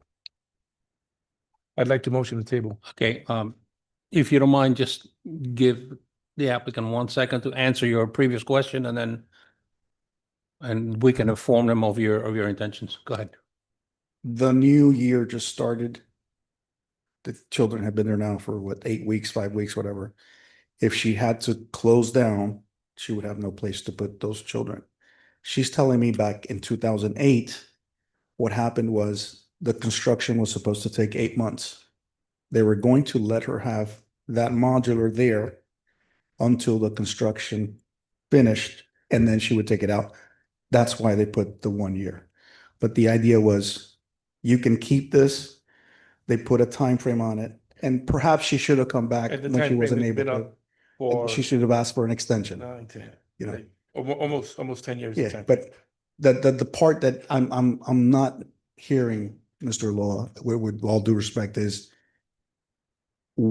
other than that's what it says, and I understand, you gotta live up to what it says. But there's not a life safety issue. There's no concern for the children's well-being, nothing. There's just, this says a year, you gotta close it and you gotta do it right now. There's no life safety or nobody got died, but still there was an ordinance that was breached and a rule that was put in place and it was not followed. That's what I But see. the entire thing wasn't followed. It- There was nothing done on I that. totally understand what you're saying, Cesar. I feel bad for the situation, but that's something that if you're running a business, you should have taken care of that in 2008. That was, like they say, ignorance of the law is not an excuse. Okay? And this is ignorance of the law. And I don't even think it's ignorance. This is disregard of the law in her behalf. But even I when we un- were here before, I totally get you. I want to help you, and I want the best for you, and I want the best for everybody here. I want the best for the people of the city of Hialeah. I want the residents to be happy. I want everybody to be happy. I think I recommend to table this. Let's look into what happened in 2008. We're not saying no. Let's try to fix this because it's a possible violation. If it is, let's rectify it. Let's make sure that everything is on the up and up and everything is straight. Right now, in my eyes, this is not straight. I feel that she did what she wanted to do and she flew under the radar and nobody said anything until today. So let's try to fix that because I think it's something that needs to be fixed before we even continue with this. So that's why I'm motioning to table this item until this is clarified or fixed in some So way. even if I understand the motion, even if we were to review it and she is found to be in violation of the DOR, legally I really don't see a remedy. The remedy would be revoking her entitlements that were granted in 2008. That would come at the request of the planning and zoning director, who would request that that be taken to council for revocation. But in all honesty, that has no bearing on the application that is in front of you today. Okay. So even if that review were to come back and say she should be revoked her 2008 entitlements, this application is still in front of you. This application comes with a recommendation of immediate removal of the trailer. Yes, and that's a And different she's still story. Asking And that. That's a different Through story. the chair, in addition to that, so before you take a vote, Mr. Chair, can we go over also through some of the recommendations, not only from staff, but also from the traffic engineer, the city traffic engineer, because there are some important also comments that they were included. And I understand your presentation. Thank you so much to the traffic engineers, but I just want to make sure that that you have reviewed his comments and you are addressing that. One of the key points is to the drop-off and pickup area, where our traffic engineer is actually recommending a stacking area of 4 parking areas, and your site plan is proposing for 2. So I wanted to see how do you approach that recommendation? Yeah.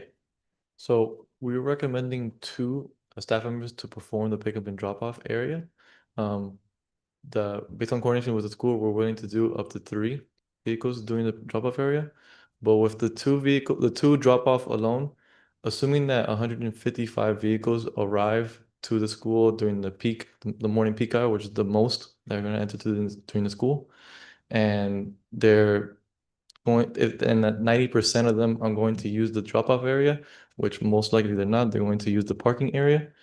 And assuming that the dwell time of the drop off and the pickup is 1 minute, we should expect that the arrival rate is 70 vehicles per hour, and the service rate is 60.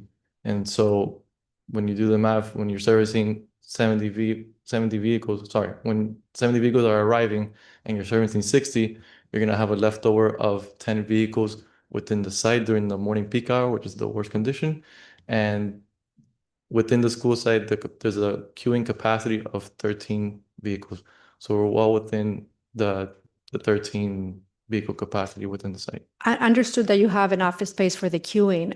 So if you're talking about 70 cars per hour, meaning, and you have 2 areas being proposed, so you have basically per minute, approximately 2 cars a minute, dropping off kids. So is there any possibility that you actually can expand that drop off? Not the queuing, I think it works out with the design that you have on site. Is there any way that we can address some of that area so we can extend the drop off area? Where that area, I think you have the dumpster enclosure and you have an extra parking space. So we can enlarge that dropping off. So instead of having 2 cars per minute, you will have double that. At this moment, I believe, correct me if I'm wrong, Carlos, there's we could accommodate for 3 in the drop-off area. And at that point, I mean, we're able to maintain the vehicle queuing within the site. Just to step in, our initial drawing basically was showing 2 cars, in that area, but we had more than sufficient space to put in the 3 cars. We just, did it as a graphic representation of where the drop-off would be. After we received the comments, we've addressed that by showing that there are 3 cars already in that location. There is sufficient space for that. And is there any possibility to bring it up to 4? That becomes a little bit more complicated, but I mean, we could always look into it. Yes, I just have it in mind to have, instead of, it is 2 cars per minute. So it has to be pretty quick. So for doubling that, so at least you're going to have for the 155, exactly. So that will be the peak hour. So that will be the worst scenario. But also keep in mind that a majority of the parents would most likely park and bring their kids into class. So that's why there's that abundance of parking in that area for that. So they won't be actually using the drop-off pickup area. They'll be parking and walking in. Can I jump in for the? Sure. Sorry. Just preparing for the worst scenario. I understand and you have sufficient parking and that is appreciated. Just want to understand that we have the best of everything. So you have the parking that you're providing, but you also have the ability to provide the most drop-off and pickup lane area. So both, it will be reducing any kind of negative impacts through the traffic circulation within the site. Thank you. John, are you? Yeah, Well, well, now, through the chair, in addition to what I was concerned about, I'm also concerned about the parking also. So maybe it's something that they could look into, take a little bit extra time and see if they can fix the issues that they have right now. One question, Cesar. Do you think that you could table the item for the follow-up for the next meeting? Give you time to chew the matter a little bit. It's specifically since the concern about the mobile office has been brought up, and This has been going for a very long time. I know. And I don't see how time is going to help with the modular. The modular, there's a DOR that says it was supposed to be out a year. And it's being put as a condition. So I think, respectfully, there can be a motion saying that that condition has to be there, and then we will deal with it at one of the other public hearings. Or there would be a motion with the conditions, except that one, if my argument is accepted, but it should go forward anyway with regards to the modular. Okay. Claudia, as far as immediately is concerned, that's a very strong word. Could there be any leniency or any, I understand that it's been since 2008, and I know there's.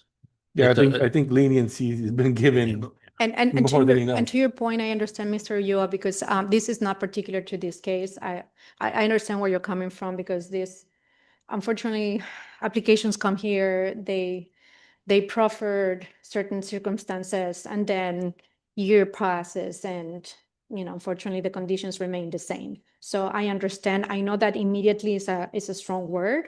But also I would like to see a profit also from the business owner. What is the timeline? What is the profit? That's what I'm, Exactly. So I mean, in the application, I didn't see anything of that sort. So it's like, that's the point I'm trying to get across. Mhm.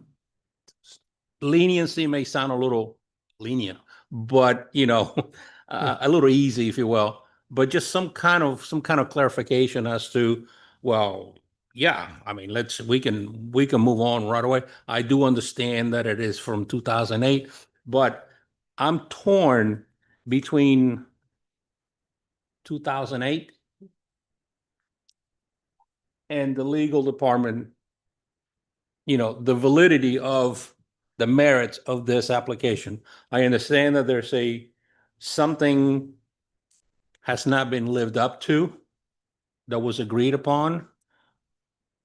But I don't think, if I understand you correctly, we're not in a position to be able to go back to, please enlighten me a little bit. I don't think it's not that you can go back to 2008. What I'm trying to explain is that it has no bearing on the application in front of you. If your argument is that their entitlements are invalid because they didn't comply with the declaration of restrictions that was issued in 2008, then I understand that argument. But I think Cesar has just presented that ordinance to show you that in the past, this school has been allowed this many students. Right now, you have a completely separate ordinance, right? That is going for different entitlements. Okay. And if these are now new restrictions, then they will be put into a declaration of restrictive covenants. What I'm just saying to you is the 2008 ordinance and this ordinance, while they are similar and while they do go hand in hand, have nothing to do with one another. So even if one is to be released and revoked, you still have this one in front of you, and they still have the right to come for this ordinance. Whether you vote yes or no is up to you. But what I'm saying is you shouldn't look at the 2008 just declaration of restrictions and say, well, they violated that, so I'm voting no on this. Okay, that part what you're telling me right now makes no sense to me, because if Okay. you're if you're not compliant with an ordinance, Yes. how could you come and get another one? Well, that's what I'm saying. It makes no sense. Well, You that's should what not be allowed to get, if you're not in compliance, why would you be allowed to do what you wanted to do in Yes. 2008 if you're not in compliance today? And that's what I'm saying, that in that case, you're in your rights to vote no. Yeah. But what I'm saying is going back and reviewing a 2008 ordinance and taking 2 weeks to look at that, that's we're not we're going not to do saying to anything. take 2 weeks to look at it. I'm saying fix the situation, legalize that trailer, do what you got to do to make things better. Get the fourth parking space so they could do this. Don't throw us in here and give us the 2 parking spaces so they could just zoom in and out I mean, and keep the trailer there till whenever. I think Caesar has already said He that doesn't want to wait. they're in violation of the 2008 declaration of restriction. Yeah, she had the trailer The there. trailer's there. There's nothing to look at, right? There, The module is there. it's there. They're in violation. It is what it is. If the planning director wants to take that to council and have her entitlements revoked from 2008, she's in her right to do so. But the review of that ordinance has nothing to do with this one. However, if you want to say she hasn't acted in good faith previously, so I'm voting no on this one, That's I exactly think my that is decision. you're in your legal rights to do so. Now, with being under with that violation, isn't there a fine or something that happens because of she's not been in violation throughout these years? She's been in a violation? I don't think she's ever been given a code violation. No. So even should the though- code look No. into this? Well, if I don't know that code has been notified. Code doesn't, unless code sees something, code doesn't initiate an investigation unless there's been a complaint. So clearly, code has not seen a violation on the property, or they haven't been notified of a complaint, or both. So code, if there's no violation currently, I'm not saying that this isn't a code violation. I'm saying no violation has been issued. No code enforcement action has been taking place. However, I think It's not that they're going to be remedying the violation itself right now, but we have in front of us an application that is technically going to correct that at some point. That's And what we're right, trying to do. exactly. So that's the idea. I'm not happy with the way this is Right. being pushed through. I still would like to motion to table it, and maybe they could resolve this if nobody wants to second the motion. Your motion stands, sir, and I'll say, I mean, the planner's recommendation is still to remove immediately, right? That's correct. So, I mean, you would be voting based on the planner's recommendation. So if you'd like to vote on the planner's recommendation, Not just the trailer, on the parking, understood, the 4 spaces that are needed. understood. Okay, we have a motion on the floor. Do we have a second? A motion to table? Table going once. Table going 2 times. So Motion failed. the motion dies at the pleasure of the council, not fails. The motion dies at the pleasure of the Dies. council. Okay. No response. Sorry, Okay, the pleasure of Through the the chair. chair. yes. Go ahead, you first. There's a condition on there that states for the first year of construction, to limit the capacity of students to 145. However, you mentioned that in 2008, they gave them a condition of, limiting it to 190 for the Correct. first year. Yes. And that's what the client would like to do. Is That's she correct. willing to limit it to 145 students in this case? Let me ask. I confirmed the 190, but let me ask about the 145. Okay, do keep in mind that we have still a room full of people here that we do need to open the floor for public comments. I'm not trying to rush you, just to, be aware that there are people in the audience.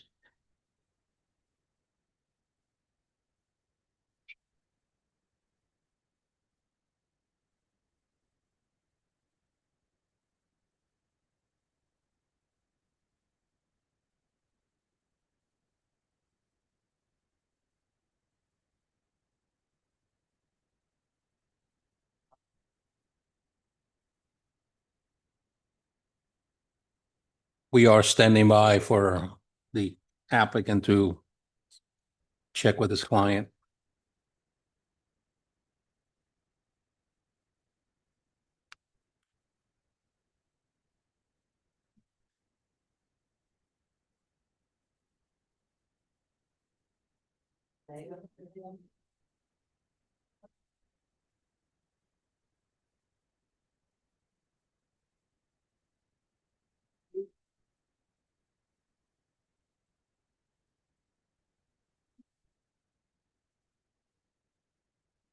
She's going to answer directly. Okay, Good evening, everyone. we need you to swear in, please. We need to swear you in. Do you swear to tell the truth, the whole truth, and nothing but the truth? Yes, sir. Okay, your name and address, please. Okay, I don't have any rejection of doing what, We need your name and address. oh, I'm sorry. Jonaike Miranda, 16233 Northeast 30th Avenue, North Miami Beach. Thank you. Okay, we don't have any rejection. We have been doing everything that you guys have requests.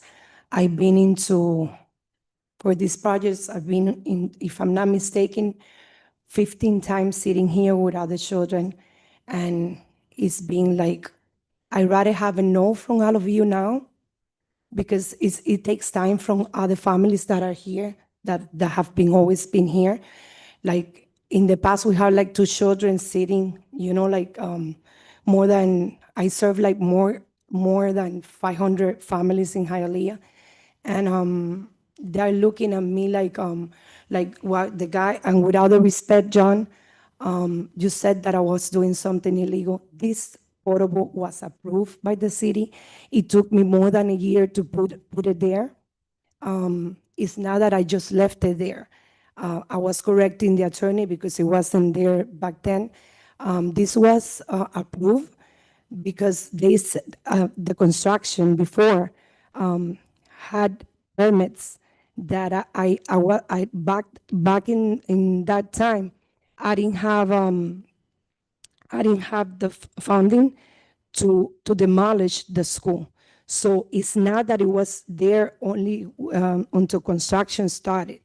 It was going to be there in the whole 80% of the construction. So it wasn't, so the It was- construction was going to take, Supposed to be there for 1 year. yeah, because the construction was going to take a year. Back in the days, there was no construction in Hialeah. So they told me, the people that were here said, 10 months, we'll finish your construction. So that's why the 12 months came from. But we never had the construction because all my lines of credits, you know, they got closed. So what happened was that now I'm in a better situation. I'm gonna demolish with no trailer. When I demolish the school, there's not gonna be any trailer there anymore. But by the time I go through the city with all the floor plans, it's gonna take me from 6 to 8 months in the city doing the floor plans to get approved.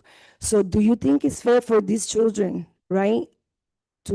I can do it, they can search for another school, but how would you feel if you're pre-K student that is right there? I just have only a few to come because I know, you know, this is a pre-hearing before the first hearing. How would you feel if they would have to look only for 7 months? Because now school is 9 months. How would you feel to do that for the children? It makes no sense. We're talking at. I'm not telling you to close anything down. I'm telling you to legalize the trailer.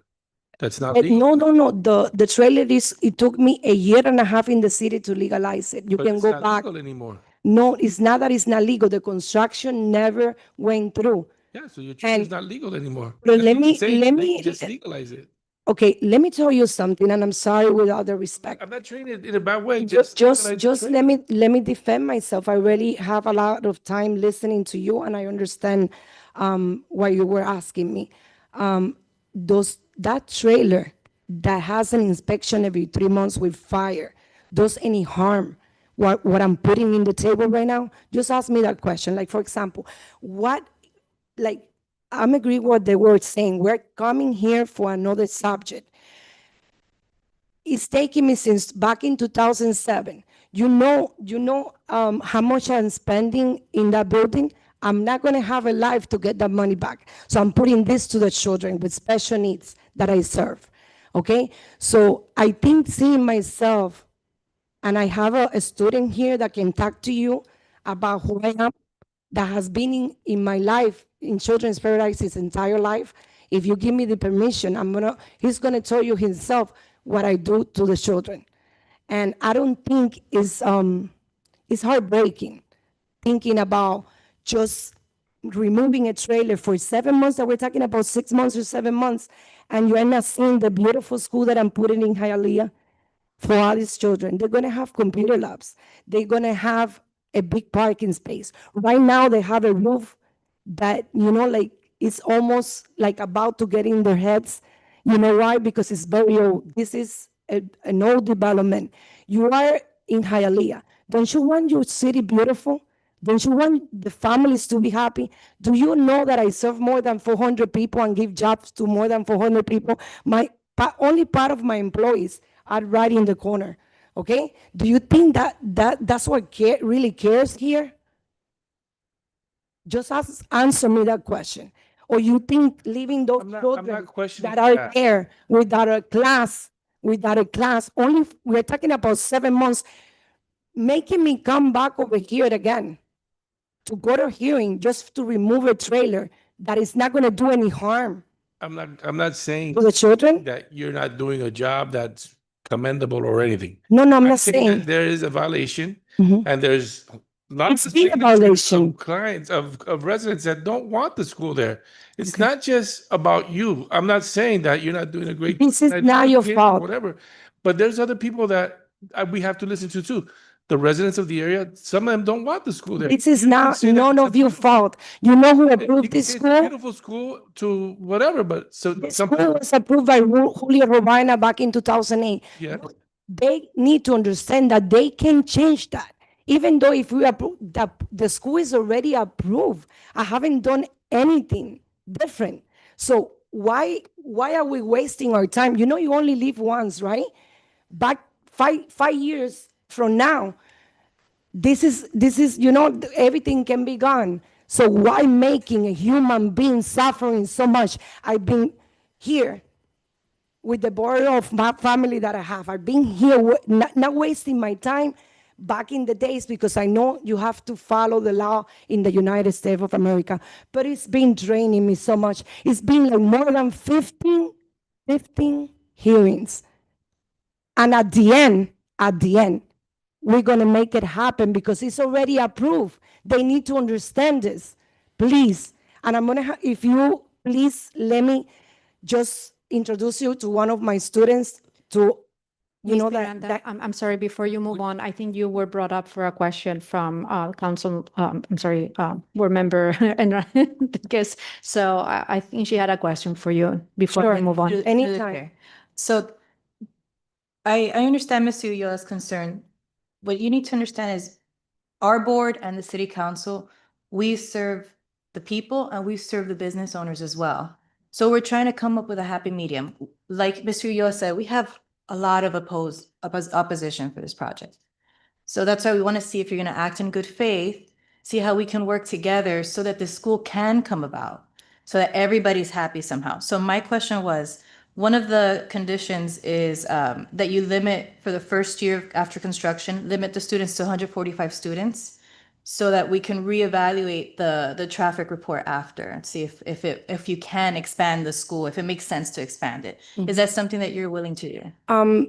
I don't have any objection, but that was already, they put it into 190. The school is developed for 240, so why put it down? I rather, Madam- In 2008. and I don't have an objection. But a lot has happened since 2008. I'm sure we Yeah. have more residents now, there's more traffic now, so that's why the city's asking for 145, if I'm not mistaken. Through the chair, so I can address that. So back in 2008, you had an approval for a daycare. And as your traffic engineer reported and everything, the daycare operates in a completely different manner than a school. At daycare, you have more flexibility, parents and students or children, they come and go between a greater span of time. So you don't have the same. For a school operation, it's completely different. And you have a drop-off area, very restricted. Those are the hours that, and your traffic engineer reported it, and you have an hours for pickup. Okay, so that is the difference between 2008 and now. Before you had a daycare, which I know you need more staff to run, to operate and everything, but it is a different kind of operation compared to the school that you're introducing today. And it came out from the operations, how it was laid out in the site plan, that I looked at the numbers from our city traffic engineer recommendations, and I came with a number of 145, so we can basically figure it out. How is the school operating with the daycare? And then go for the expansion in a later time. Okay, 190, 145. yeah, 145, Right. you're requesting now. I have an objection of doing that because you know the financials is gonna, like, for example, 140 student, I will make it there when 140 student. You don't know the building that I'm developing is like right now, right like 2 miles away, I have 150 and we don't have a problem with traffic, never an incident. And the school is half of that. You know why every time I come, they're gonna do, like they're gonna request for more. I don't know if you know that before, they request me security guards. I said yes. They request me a fence that is going to cost thousands of dollars. I say yes. They requested, right now, I don't have a drive-through. I do have a drive-through, but I don't use it. I just have parking space. I have a lot of parents walking from their homes to my education institution. Plus, I have a lot of parking space now. I'm offering like 4 times of what I have now. And the way everything is being scheduled is a different time. They will not have a problem with traffic. I've been there for 20 years and I never had any incidents. We even pull out a police report. So why, if I'm giving you like 40 parking space, I'm gonna be requested to lower the capacity. 140 is like a regular school in a shopping center, and I'm putting here a lot of parking space. So you know how much is the funding for this building? More than $5 million. They're gonna love it. I wish if they see that it's gonna be more parking space. I even allow the neighbors to park freely in my parking space, and I never got back to them to complain or anything. They can use everything. I have never given a complaint for helping with my own parking space Saturdays and Sunday, and they know that. I don't bother anybody. I give service to this community, and the education needs to be respected. There's, Okay. you know, a lot. I have one question, Mhm. one question, two actually. Mhm. Obviously, you are the owner of the property. Of course. Okay, so you have the authority to make whatever decisions you see fit according to this or regarding this application, Yes. correct? Yes, sir. Caesar, one question for you. And as a point of information, what will it take to legalize or start to legalize that trailer, if you will, to remove that immediately condition or try to appease or correct that remove immediately condition? I have one comment. Oh, okay. And the city assistant attorney can correct me if I'm wrong. That modular is not illegal. That modular was put there per code with city permits, with city inspections. There's a non-compliance with a declaration of restrictions. There is not a code enforcement or illegal trailer there. Right. And we've approved it before, a couple So- of times. If it was there that she just got and threw it there and put it there and the kids, you know, that would be something different. There is a violation of a declaration of restrictions. We can work on trying to come up with a timeline, because no matter what, even if we say we're going to get rid of it immediately, she cannot go out there and just take it off and get rid of it. She has to come up with plans. She has to come up with a permit. She has to do a process in order to get it out. So I'm going to recommend that for purposes of today, we accept the condition, and that I will talk to staff to see how we can resolve this so that we get rid of it as quickly as possible, but taking into consideration what we need over here. I don't know what the answer is, but Yes, and can you address also the other conditions? and as far as the 145, I'm gonna.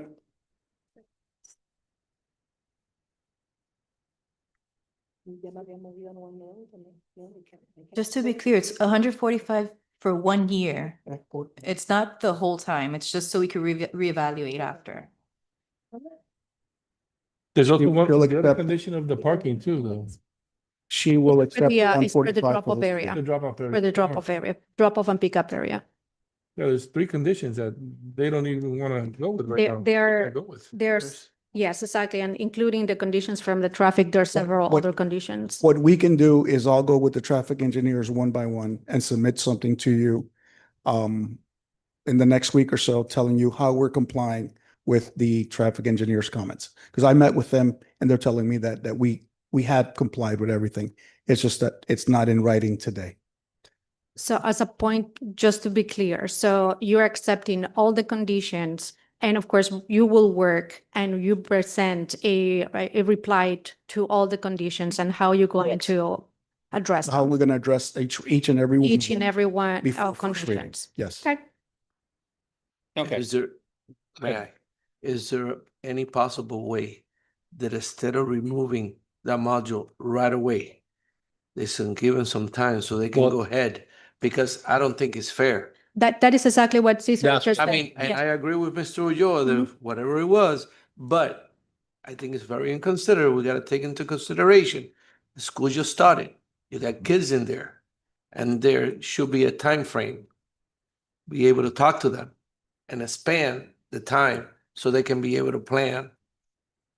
And Well, have some that's- Yes, consideration with. Mr. Mestre just proffered that we will, he will address each condition and he will present a plan for each condition so we can work it out. Through the chair? Yes. I just want to make something clear. I don't want you to get rid of the trailer right now. I know that it would be impossible for you to get rid of the trailer right now. I just want you to see what's wrong. Why is it since 2008 should have been removed? See what happened. See what you forgot. See what you missed. Make sure you just fix it or clarify it. I'm not telling you to remove the trailer. Just resolve why it was asked to be removed in 2008. And- Because Yeah, but let's see. Is it still allowed to be there? That's the thing that we don't know. We don't even know if it's allowed to still be there. we were in planning and zoning for the past years. And I've been seeing everybody's face here you can look up the hearings for more than 15 times. And I understand, but still, I would and I'm like to still see that the like matter going like should be this. Clarified. Mhm. That's something important that should be clarified. That is, and the recommendation is to say immediately. So Do you understand what I'm saying? telling you to You take just no asked me a action. question and I just answer it to you. Why? Because I keep on coming back, looking at this beautiful audience and saying another hearing, another hearing. Why? I'm asking with other respect, this is gonna pass for the school, for the children, and we're gonna keep on like coming here and seeing our faces with a nonsense. The only sense that I'm taking to this table now is I want a beautiful school for my children where they can have computer lab, a library. Right now, they don't have that, a bigger park. If you see what I'm doing, this is gonna, the school is gonna be more beautiful for Hialeah, for the neighbors in the area. I'm not, like doing anything criminal here. No, Like, I'm not okay, saying you're, anything criminal. yes, you did say that at the Everybody's beginning. saying that it You was a did say that, and a lot of disrespect. people listened to that. You said It's that I do possible. whatever I wanted. Okay. And I just don't do whatever I wanted. If I would do whatever I wanted, I would start this construction without permits, sir. And I'm Okay, now here let's- for 17, I'm sorry. Let's not, okay, we're losing control here. Caesar, so far you have a feel for where we stand. You are profited that you're going to meet with staff and work out whatever ugliness there is. It's unfortunate that this ordinance came up and it has been I don't want to say disregarded, but it has been neglected to be acted upon, and it had just kind of like gone through the wayside. Right. Even though you're right, you have been here several times, and we have heard this item several times, and several times it has been approved, not unanimously, but it has been approved. We have heard the neighbors, their concerns. Okay, so it's an ongoing process. Okay, so I would say it will be very beneficial to meet up with staff and just get to the bottom of it. Was it an oversight? Perhaps. Was it neglect? I don't know, but Mr. Ulloa did bring up the elephant in the room, if you will, okay, which the law department says, yes, we need to look at it, but no, we can't look at it because we have, you have to go by the merits of this application. So it kind of puts us in a very tough position. Okay, what I need to do in respect with the audience here, in respect of time, okay, take a breather. You already know what your next steps are. Let's open the floor to the neighbors. Given this new information, let's see what they have to say, okay? And then you will get another opportunity to, have like closing arguments, if you will. And then we would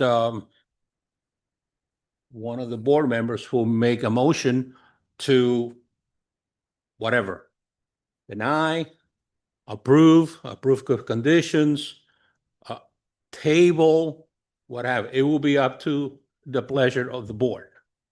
But for now, out of respect for the rest of the families, I mean, you pretty much said just about everything there is to say.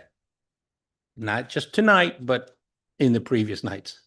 So out of respect for the for the audience, let's open it up. Let's open the floor up to the audience. Let's give them an opportunity to voice their opinion, and then we can come back for some closure. Okay? Thank you. Do we have any more questions before I open the floor? Okay. So let's open up the floor for anyone in the audience that would like to speak in favor or against this item. Okay. Name and address, please. You get 3 minutes. Yanira Rivera, 8737 Northwest 168th Lane.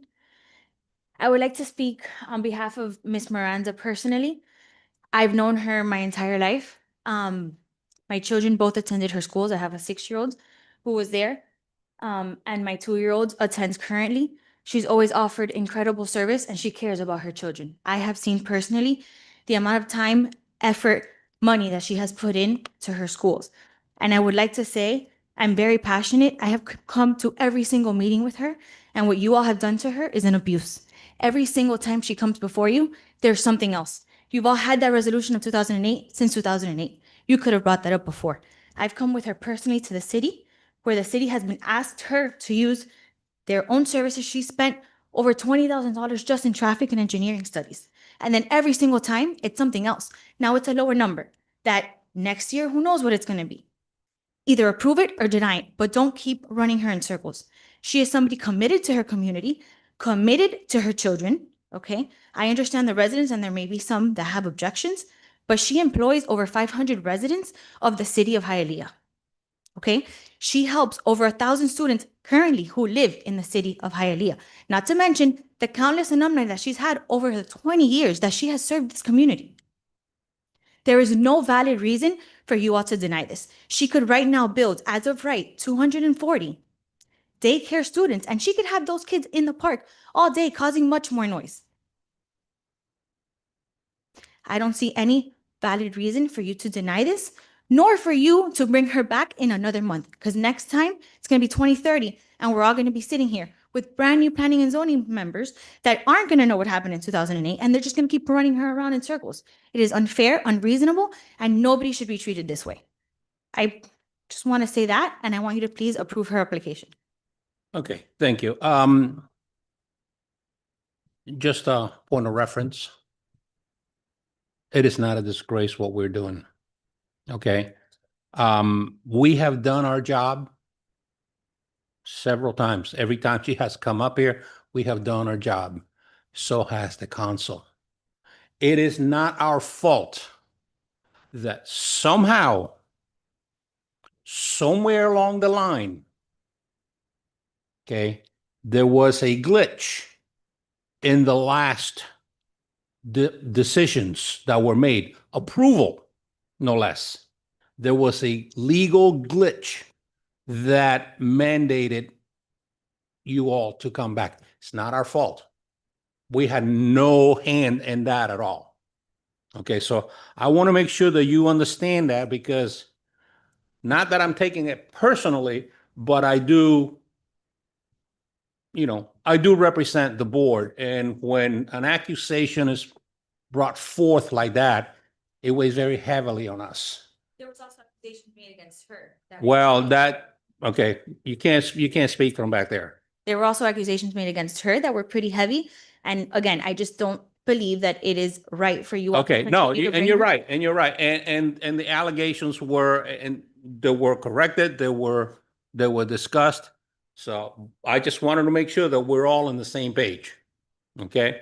I respectfully disagree. Well, we agree to disagree then. Thank you. All right. Next.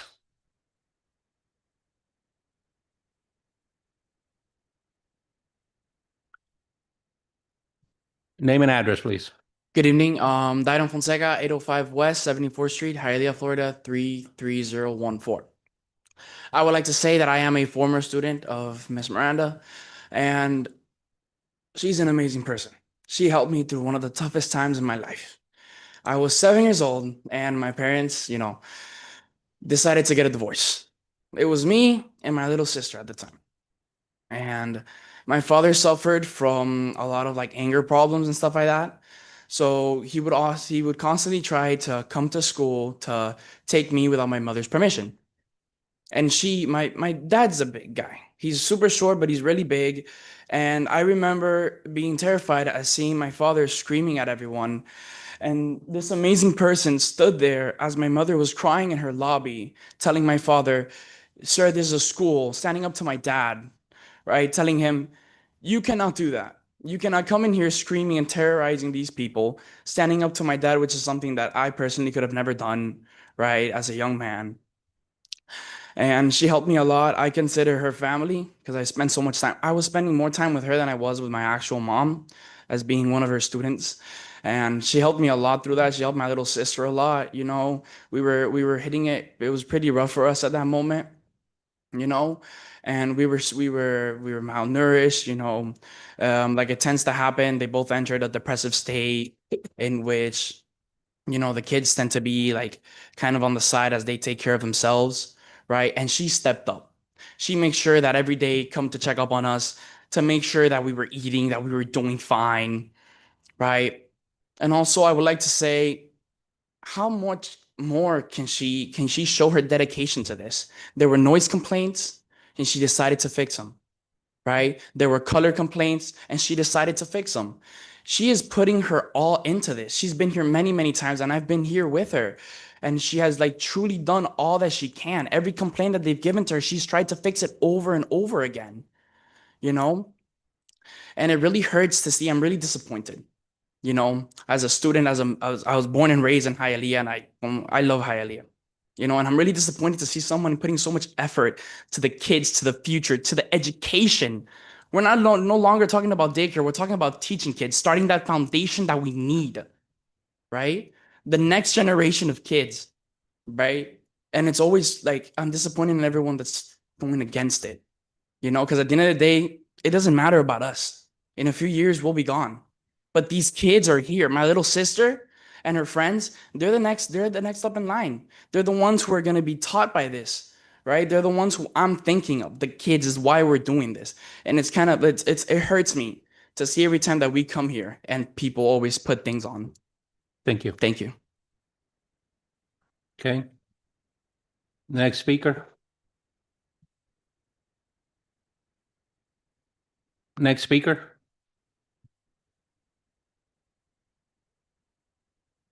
Name and address, please. Hi, my name is Zachary Palacios. I reside at 10 East 60th Street. Your name again, please? Zachary Palacios. Okay. Okay, quick question. You want your presentation?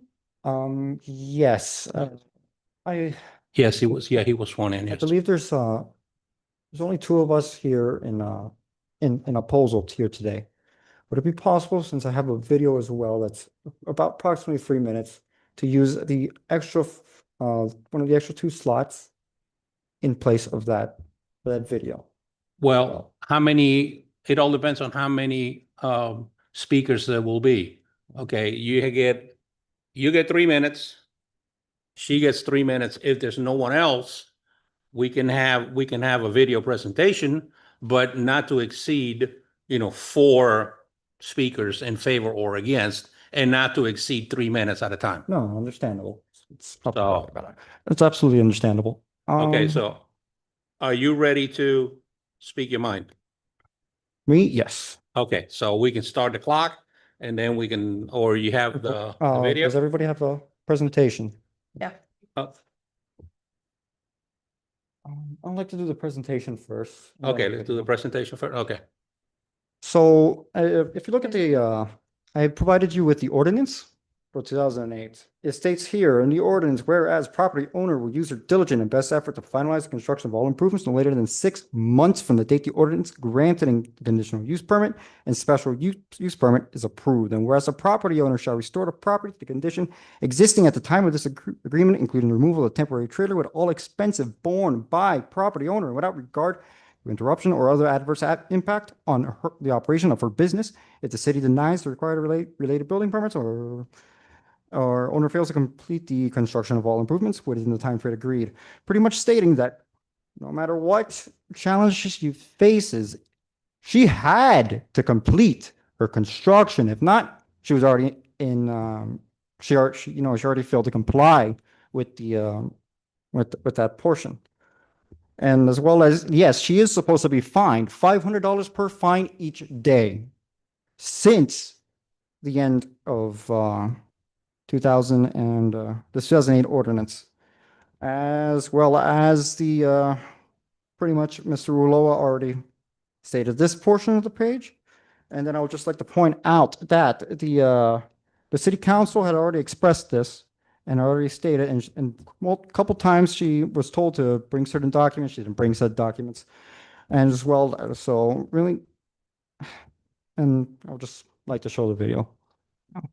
Really, and please read through this, maybe. I don't know. Oh, and then I also like to point out one final thing, a violation of ordinance on notice and due process as well. She intentionally placed the signage behind a fence, so it's harder for us to see it. And we also failed to receive the letter. So, now the video.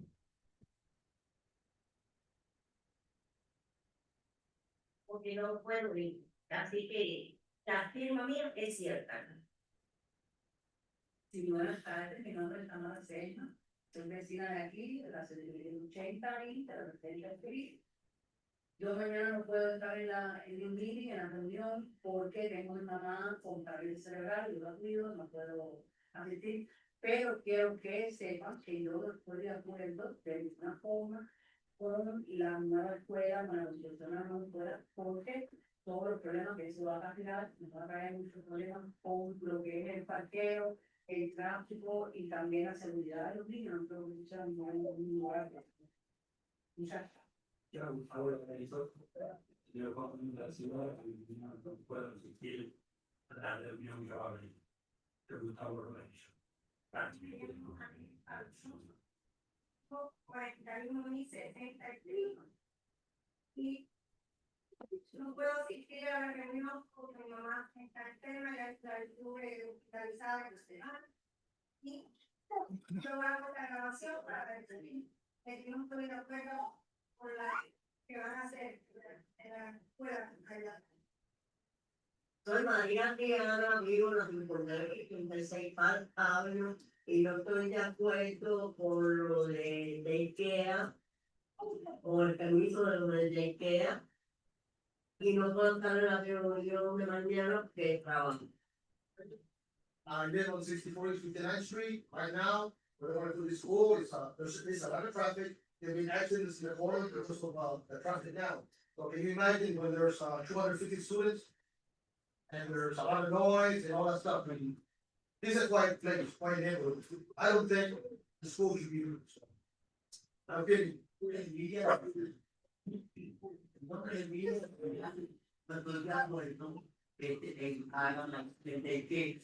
Porque soy una persona mayor y vivo muy tranquilo y no quisiera tener el polvo aquí en la mano.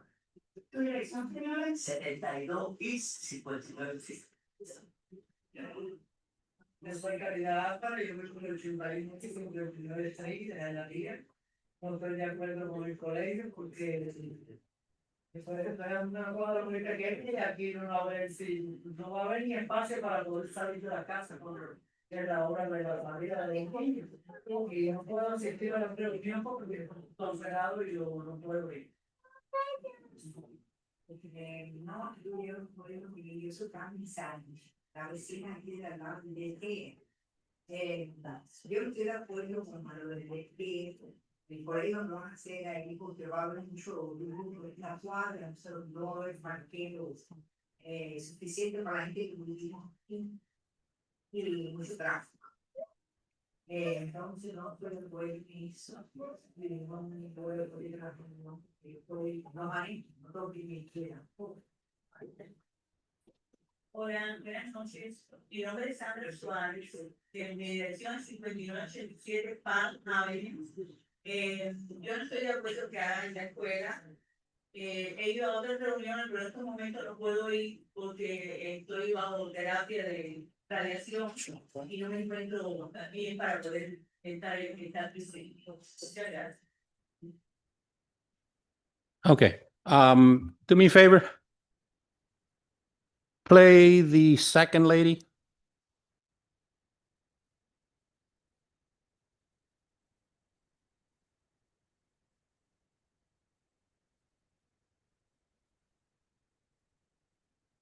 Or just, restart the video and just, yeah.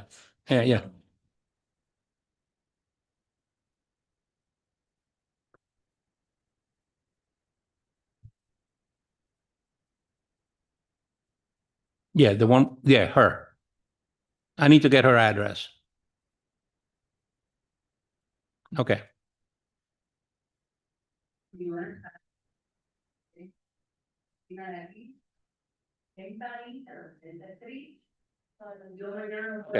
Okay. Okay, yeah, I thought she was like 80th Street, and I was gonna disqualify her right off the bat. But no, it's something 80, yeah, 66, so she's, okay. Alrighty. All right, thank you. Thank you for your time. Okay, so that's two speakers and against, you have one more? Okay, name and address, please. Shannon Moreno, 10 East 60th Street. Yeah. So my objection is that there wasn't really due process with the signage. It's kind of like a violation of the way it was placed. First of all, we didn't get a letter in the mail advising of today's meeting. It just so happened that my nephew passed by. He was riding his bike and he saw it. And it's placed behind us, a fence. There was a picture of it, I believe, that he shared. And it was scribbled out and the date was written. So I think that alone, the meeting should be renoticed and reheard. Okay, thank you. Is there anyone else? No? Closes the part of the public hearing? Do you Yeah. have the notice? Yes, the notice Can I was, see it? I was You have just, it? we're just gonna look Because into it here. because it was brought up.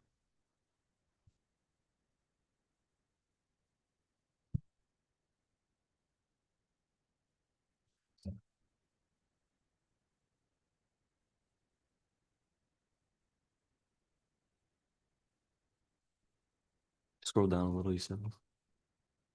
I don't see it here. No, go back up. Okay, yeah, right. I would disagree, ma'am. I would say that proper notice was served.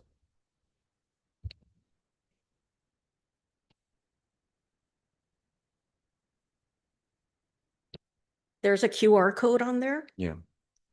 See what happens when you go there. It's a blank page. There's no information.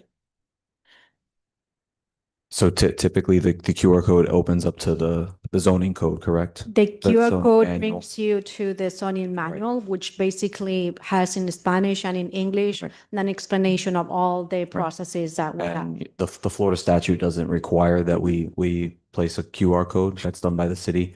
So I would say that proper notice was achieved. Through the chair, before we vote, ahead. does the client agree with the conditions stated? Yes. Yes, the client agrees with the conditions, and just a very short closing. The petitions, if you look at them, say that they're opposed to the expansion of the school. Our argument would be that we're not expanding the number of children. The number of children would have stayed the same, and now we're agreeing to 145, so obviously it's less. Traffic engineer has testified thoroughly, completely, that the traffic will be impacted minimally, and we will address all of the comments with the traffic engineer for the city to address those. Parking was one of the other issues. If you looked at the layout, all of the parking, all of the circulation, all of the queuing is maintained within the